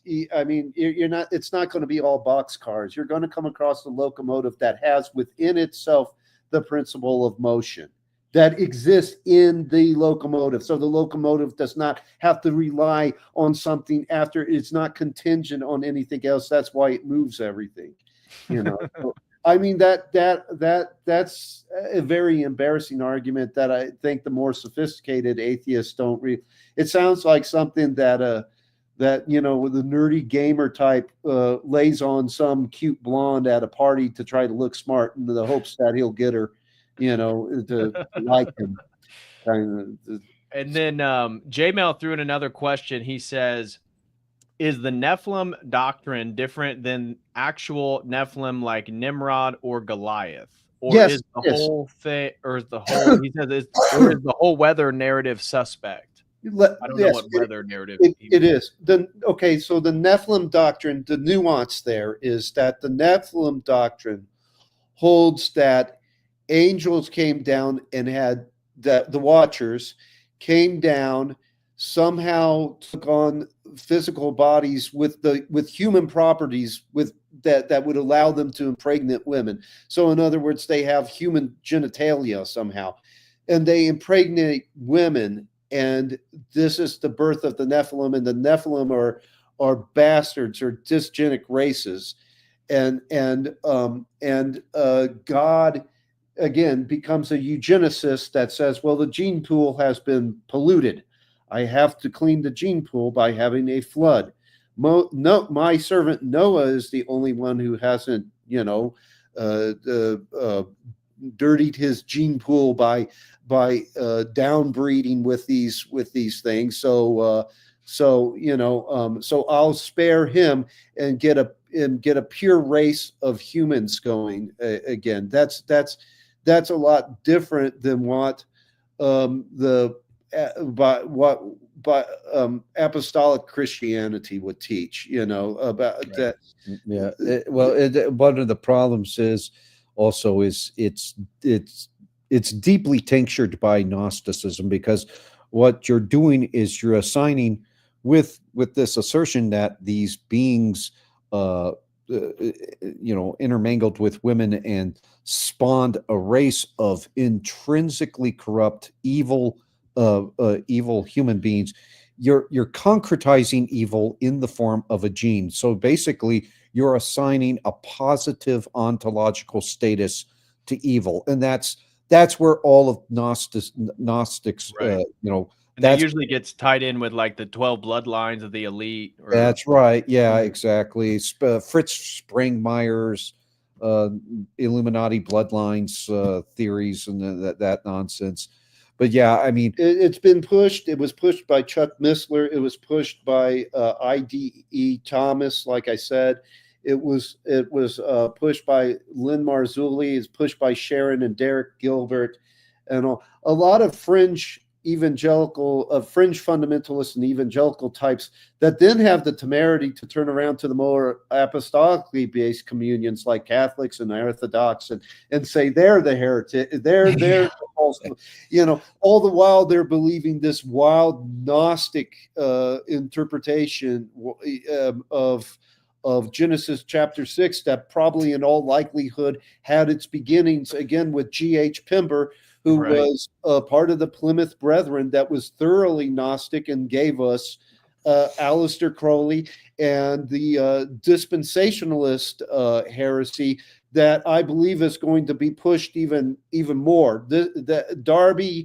Darbyite Schofield Bible craziness is going to be pushed even more here as the great unraveling takes place. It's going to be pushed by the deep state. Yeah, you can't watch a conservative news network without seeing dispensationalist themed ads for Israel and why it's essential for the Christian community in America to support them. And we have all this homeless problem, and it's funny. I was watching Fox News one day, and they had an ad come up about why we need to send money for the homeless and the downtrodden in Israel, and basically framed it as a theological impetus why we need to do this. Yeah. And we don't have poor here. Yeah.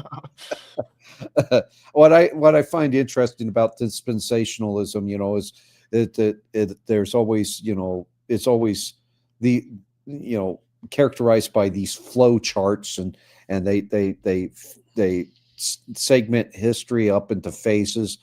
Well, this sort of this impulse to segmentalize history into specific phases, you see that with all of these Amanitist eschatologies. Again, Joachim of Fior, his Trinitarian eschatology, where he basically amanitized the Trinity, and there's the age of the Father, the age of the Son, and the age of the Holy Spirit.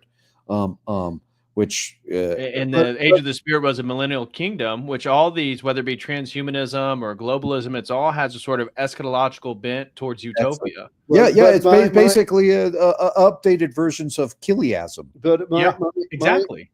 My assertion is that they're falling into some kind of satanic trap, because again, like I said earlier, Aleister Crowley believed the dispensationalist interpretation of the book of Revelation. He totally bought in. He totally bought that hook, line, and sinker, and that's why there's a kind of symbiosis between, the crazy, weird fundamentalist TBN types and the Satanists. There's some kind of relationship there, and our Roy Blake was trying to figure it out when he wrote Objective Evil, and I think that the symbiosis there owes itself to a common eschatology that those two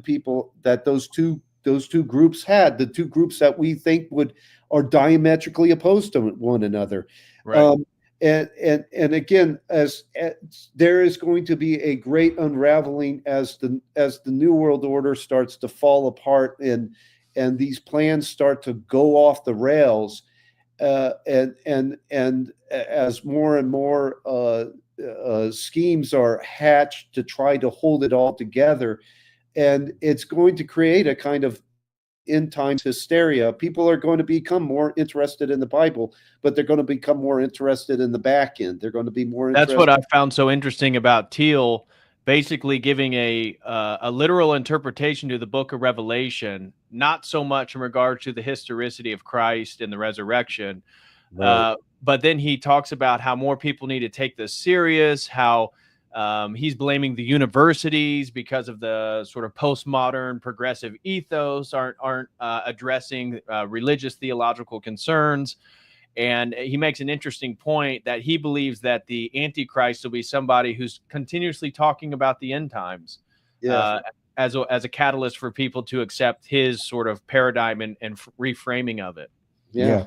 But they're going to, the deep state will exploit this interest that comes up, and will start pushing the dispensationalist narrative towards what ends. Well, we don't know all of the ends, what all the ends of that manipulation will be, but I believe that it's like you said, David. One is definitely support of Israel in order to get us into some stupid, ill-conceived, wider regional conflict over there, and cast our lot in with them against the Iranians, who the American political circles have a tendency to underestimate. They think these are just dumb Arabs or something. Look, they're Persians. They're Indo-European. Yeah, their Persians are some of the most intelligent people on the face of the earth, and the Iranians are very intelligent. And yes, and yes, there has been manifestations of radicalism there. By and large, they've acted as a very radical agent on the scene, and we'll go over there and we might win a ground war in 3 days' time, but they're the masters of asymmetric warfare, and so they'll win in the long run, and we run the risk of if they see themselves losing, this cutting off the oil supplies in the Strait of Hormuz, burning the oil fields in Saudi Arabia, and watching just oil prices like fly at, we're starting to get some degree of relief in that. Well, in that area, energy markets seem to be to some extent stabilizing, but at that point, energy markets stabilizing, forget it. Nobody will be able to travel 5 miles down the road without breaking the bank. Right. So, and Metropolitan Neophytos, regarding Israel luring us into all this stuff, he's very explicit based on, again, his relationship with St. Paisios and Elder Ephraim, that this is all part of a spiritual battle that's related back to who controls Babylon.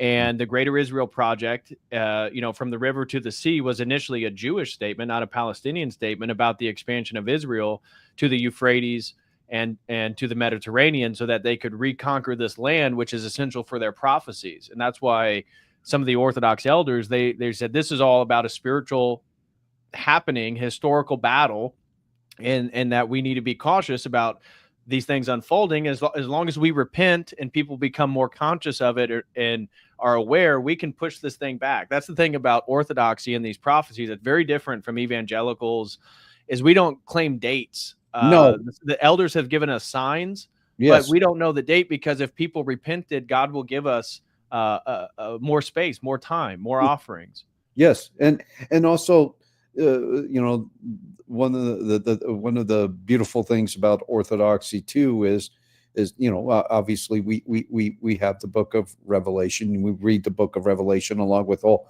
other sacred scripture, but you don't have to be waiting for some pivotal global events to take place to experience the apocalypse. You experience it in the divine liturgy. You experience that. You experience transcendence in immanence in the divine liturgy. You actually experience, it is heaven coming to earth. And I believe in the Orthodox Church, we do not have any readings of the book of Revelation in our liturgical services. Neither at mine. I've never heard. Never. No, I don't think any Orthodox church does. Even though it's obviously important scripture, but because of our understanding of eschatology as a both and, that we're already the church is already in the end time, and that we're all trying to work out our salvation right now. We don't have this continual waiting for something. No, it's already here. No, and we don't have to worry about, think about, supporting Israel. We are Israel. Exactly. We are. And so what's if we're Israel, then what is the other one? Yeah, especially well, the other one, for one thing, is just one more pawn in a great chain of manipulation. I mean, because Rothschild played an instrumental role in the Zionist movement, needless to say, and in the establishment of those people over there in Palestine. But like Rothschild was part of the Rhodes Round Table nexus. He was a part of the Society of the Elect. I believe. I forget which circle, which degree of initiation he was. If he was one of the helpers, or if he, one of the inner core. But they were used. They've been used. The best thing that could happen right now is for both sides to be told, look, you're just going to have to, you're both here now, because I don't believe that. Do I believe Israel should be driven into the ocean? No. Do I believe that a complete genocide of the Gazans, the Palestinians, should take place? No.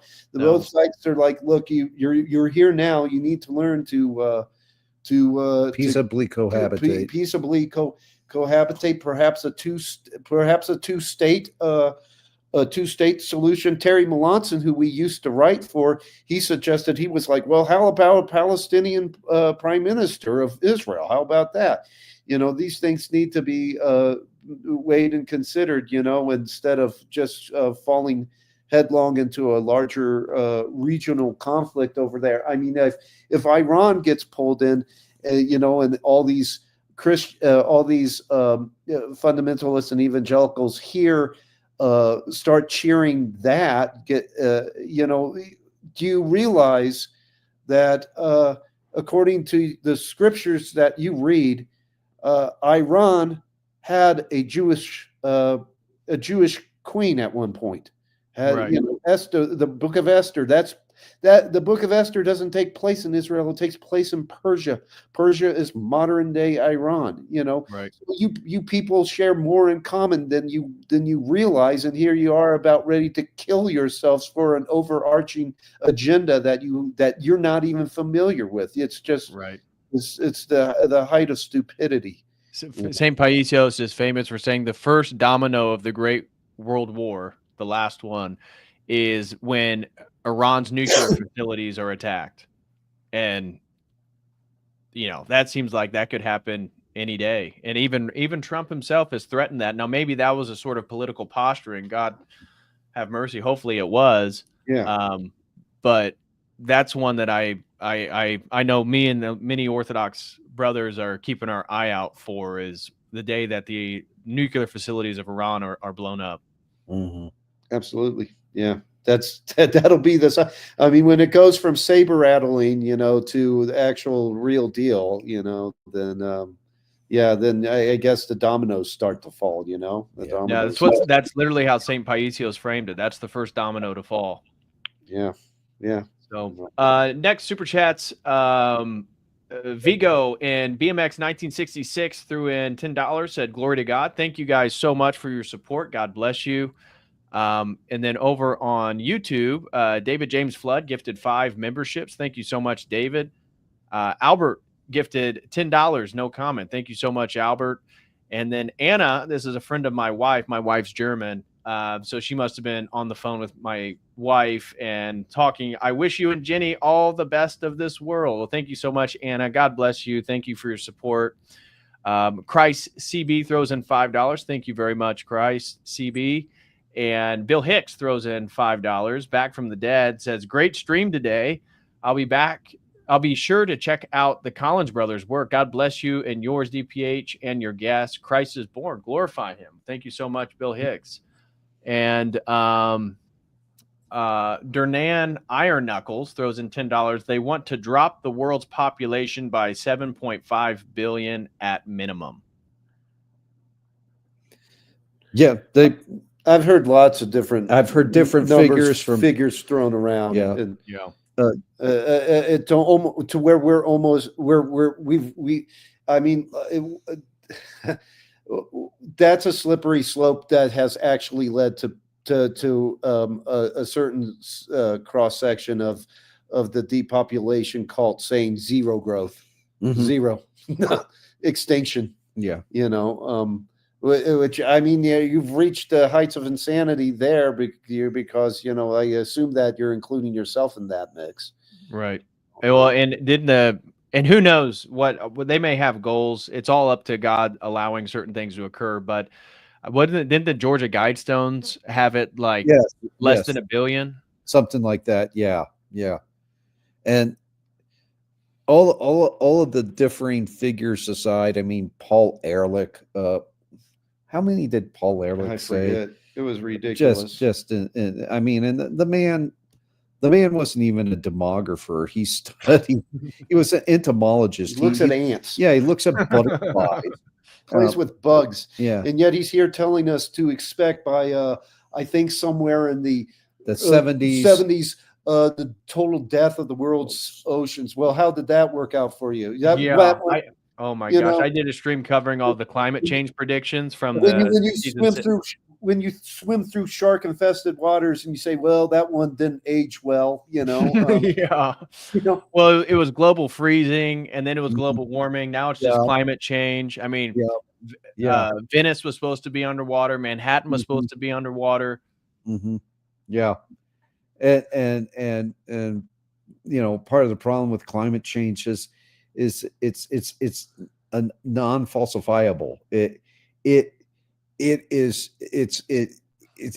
It's applicable in every set of circumstances, no matter the fires in California, climate change. Bernie Sanders said that. He didn't address the mismanagement, didn't address that the reservoir that was supposed to have 117 million gallons of water was empty. Yeah. No, it's climate change. It must be climate change. Even though it's literally a regular occurrence for that vegetation. Yeah. I mean, it's applied with this ridiculous degree of elasticity. We have harsh winters because climate change. We had an extremely hot summer because climate change. I have bad skin because climate change. Right. It's ridiculous. Are there any sets of circumstances where this phenomena you call climate change does not hold sway? Climate change is about ready to fall into we've promoted the idea. We call it the age of the failing narrative. That's what we're living in, where a whole series of narratives, threat narratives regarding ecological meltdown, you name it. All these narratives are starting to strain people's credulities, and they're not being believed anymore. And we're living in the age of the failing narrative. And it's about ready to fall into that category where people just say, I can't buy this anymore, especially if this solar minimum ends up holding sway, if that ends up being true, and things just keep on getting cooler and cooler and cooler. And you'll notice that, something that was pointed out recently by one analyst I listened to, Dave Fulham, he pointed out that when the question of climate change is taken up by a collection of scientists, you'll notice that they never include a solar physicist in the mix, that would look at something like the Earth's proximity to the sun at this given point in time. Right. So it's going to it's not going to be unaffected by the age of the failing narrative. It's going to enter the graveyard with all these other narratives, and that's why we're convinced that that they're going to try the space aliens threat for that narrative. That's the probably the last narrative, the last narrative that they'll try, because everything else has failed. And how successful they're going to be with that one, I wouldn't be too optimistic if I was them. Right. I think they might try like some kind of cosmic Gulf of Tonkin kind of incident that involves very real casualties, where they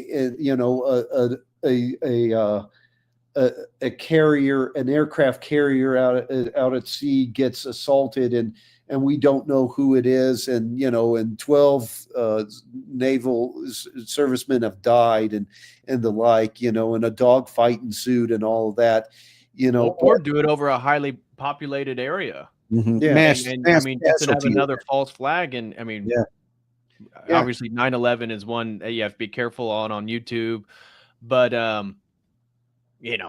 we know that the government doesn't have a problem with killing people. Yeah, no, they don't have a problem with that, and so it would be kind of a cosmic Gulf of Tonkin or a cosmic Northwoods project. Yep. And all, but just how exotic can you make any human R&D to where it's not recognized as human R&D?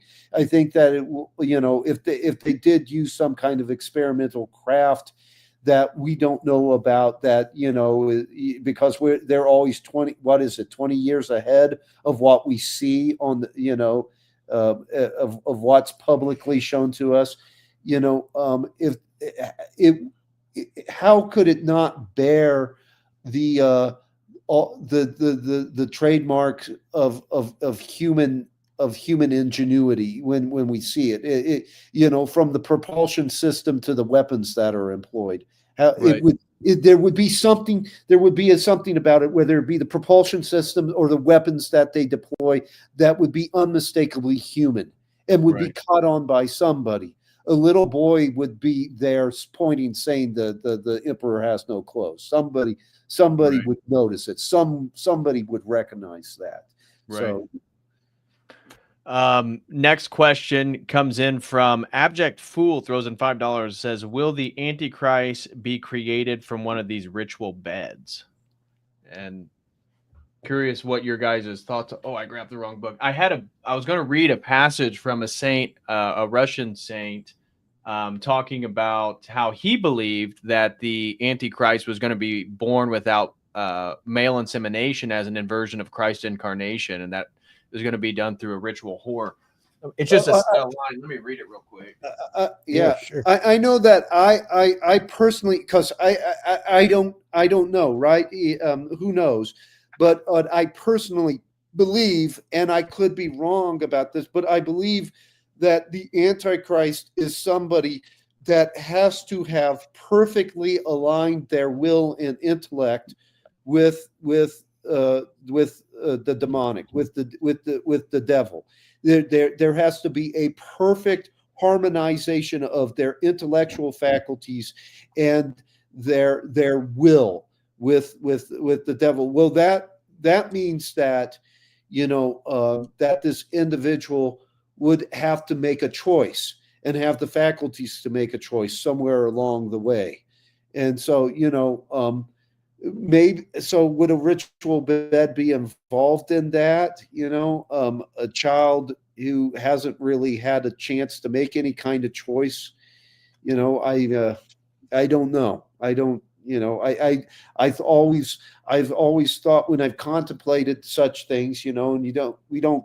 Again, I work out my salvation with fear and trembling instead of troubling myself too much with the question. I always kind of figured that was somebody that along the way has a watershed moment where they finally just turn it all over, their intellect and their will, and turn everything over of their own accord for their own reasons, for whatever reasons. Yeah, this is actually a Greek saying. I'm sorry. It's this was the prophecies of Saint Nilus of Cornea, Canoria.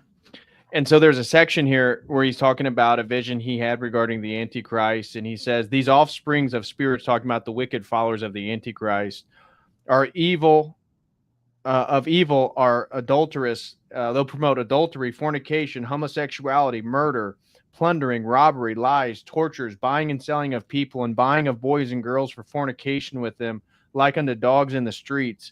The Antichrist will command these evil spirits who obey him to drive people into doing 10 times as much evil as formerly. And then the next one, he says, yes, evil will be incarnate without a masculine seed. Yes, he will be born of seed, but without man sowing. He will be born through, and this is a modern translation that we did with the Eschaton Vigil. It seemed to be through artificial means, and we put in artificial insemination. Obviously, he wouldn't have had access to that idea, but this is from 1651 was when he reposed. So he's talking about these things, in the 17th century, and is already having some type of a vision that the Antichrist would be born without male seed.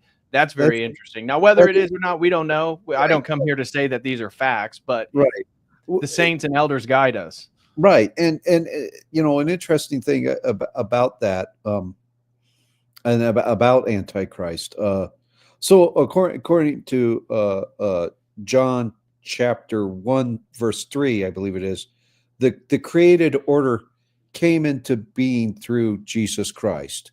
It was through Christ that all things were made, and nothing that was not made, nothing that was made did not come through Christ, according to St. John chapter 1, verse 3. Yeah. So creation has a Christological point of origin, right?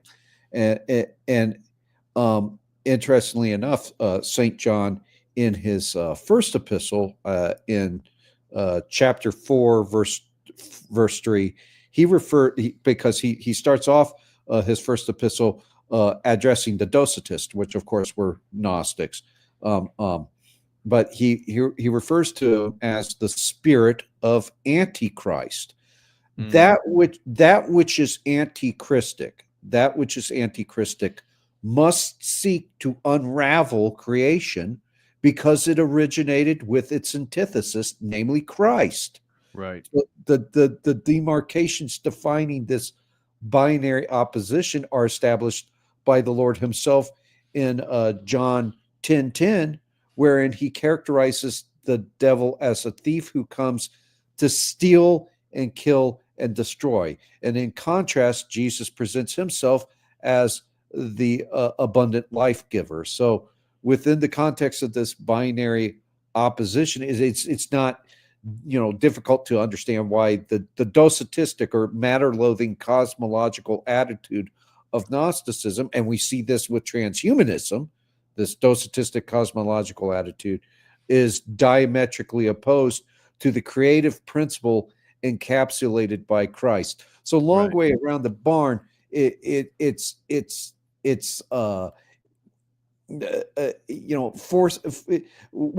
can ask ourselves who the eschatological Antichrist is, but we already know that Antichrist is in the world. Antichrist is already here. Yeah, I mean, one possibility, that you could entertain, and it brings us back to AI, is that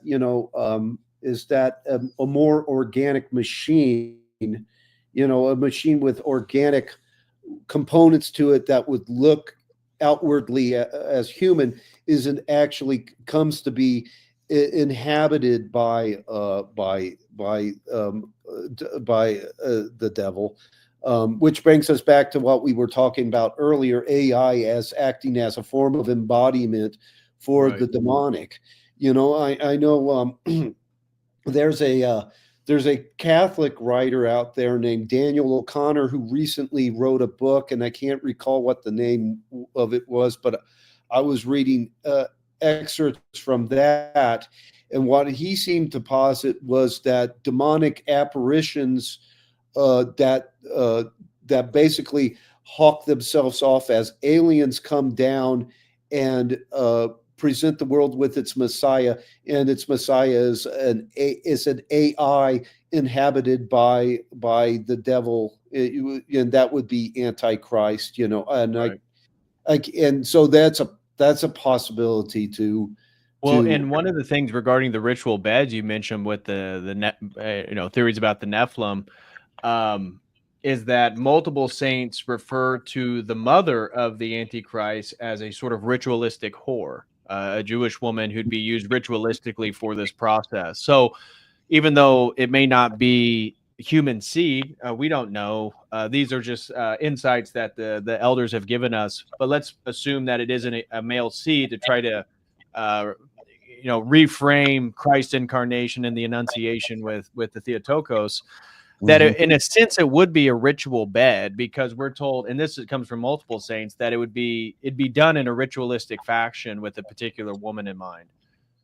Yeah, that's I guess it's a possibility. It's one I never really, thought of and everything. I mean, whatever it is it is such a hollow mockery of the incarnation that I don't see how any Christian on earth would fall for it, Right. But apparently, according to scriptures, some will, Right.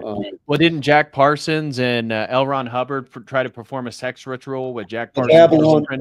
The Babylon working, yeah, Babylon to bring about the Antichrist, the moon child, as they called it, through, and all that they got out of that was L. Ron Hubbard upset because he sat there and watched Jack Parsons masturbate. Yeah. Well, L. Ron Hubbard then runs off with Jack Parsons' wife, and a good part of his fortune, and that's why, and that was his downfall from there, because it looks like Jack Parsons went to work for a foreign government, because he was in such trouble with financial dire straits, and then the explosion happened with his house, and he was either dead or whisked away to somewhere. Right. So yeah. And then the last two super chats, I don't think these are questions. Bitter Klinger threw in $5. Thank you very much. He said, "Got a bounce, gang. Fantastic stream, DPH. May the Lord bless you all." Thank you so much, Bitter Klinger. And it looks like the very last, somebody just sent in one more. Mud renewed his membership and said, "As a German, English, Cherokee American, I can confidently say my gene pool is superior to all."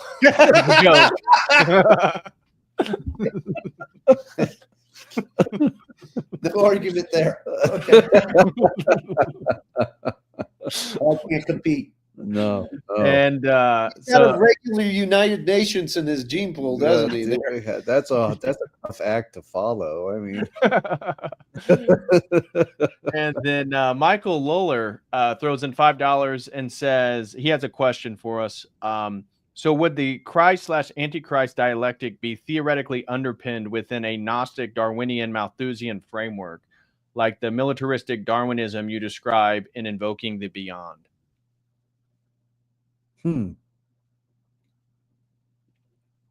Could you repeat the question? Yeah, you're gonna lay that on me. That's a lot. That's a lot. So he says, so would the Christ/Antichrist dialectic be theoretically underpinned within the Gnostic Darwinian Malthusian framework, like the militaristic Darwinism you describe in Invoking the Beyond? I would start by saying there's no real dialectic there. I mean, that's an opposition of equal and opposite forces, and Christ and Antichrist are nowhere near. Right. It's just no. Yeah. And it doesn't. That struggle between Christ and Antichrist, between good and evil, is not part of any kind of Darwinistic struggle for survival of the fittest, if that's what you're saying. And as a matter of fact, I mean, like if you look at a dialectic, we're talking about two ideational entities that are not dichotomously related, because they possess a dialectical commonality that makes the synthesis between the two kind of an inevitability. But in the case of Christ versus Antichrist. That's a genuine binary opposition. Jesus Christ is life, and Antichrist is literally death. That's what evil is. Evil doesn't possess a positive ontological status. Right. It's not Privation. It's privation, exactly. Saint Athanasius Yeah. begins to intimate towards this on the incarnation. You know, he says that God brings something out of nothing. The fall begins inverts the migration, and we go from something to nothing. Yeah, so creatio ex nihilo in reverse. That's all that evil is. Right. Evil, It's self-destructive, which is the point. Yeah, which is the perfect point to wrap up the conversation, because it connects on everything we talked about, which is ultimately leading towards a self-destruction. Well, Absolutely. I mean, even in some respect, what we're seeing right now, in my opinion, you know, and whether it ends with the second coming or not, is not for me to say. But what we are seeing right now is the elite basically cannibalizing themselves. Right. You know, evil always destroys itself, and that's what we kind of see. It's a suicide pact. Yeah, one big suicide pact. Yeah, I mean, that's the end point of the New World Order is just self-destruction. Yeah. Right. Well, gentlemen, thank you so much. Anything you want to promote, or ways, anything you guys want to put out there? I have in the chat or in the video description, Angels to Aliens link, YouTube video, Invaders from Earth, CanadianPatriot.org link, and then buying the Invoking the Beyond by iUniverse.com. Anything else you guys want to say, or final messages? Josh Betts just threw in $2 and says, "Orthodoxy is the best thing that I have ever found." Thank you. Well, glory to God, Josh. It's true for me, and I'm sure everybody who's a devout Orthodox Christian. So thank you, Josh. But anything that you guys would want to say before wrapping up? The only thing that I can think of is just look for our next one that's going to be in Cultural Engineering Studies. The name of the article will be Automated Autotheism. Oh, I got to read that. Yeah, I'll you know what? I'll send you along a copy as soon as we wrap it up. This Joker here has to finish off his section. Well, I got to finish off the El Cerrito stuff. Yeah, and all everybody will want. I'm not one to brag or nothing, but you're going to want to read about El Cerrito, because you never would have. Not until we did research for this, I would have never believed that there was actually a case of mass psychosis.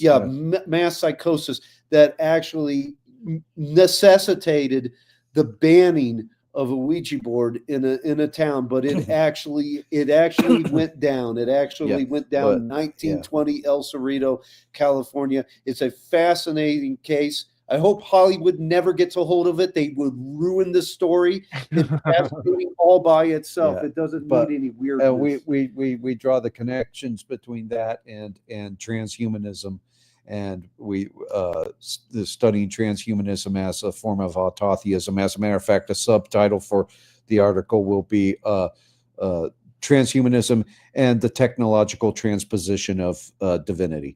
But that'll be out in Cultural Engineering Studies, the next edition of Cultural Engineering Studies. Yeah. I can't wait to read that. That's right up my alley with my research with transhumanism. So I'm excited to get my hands on it.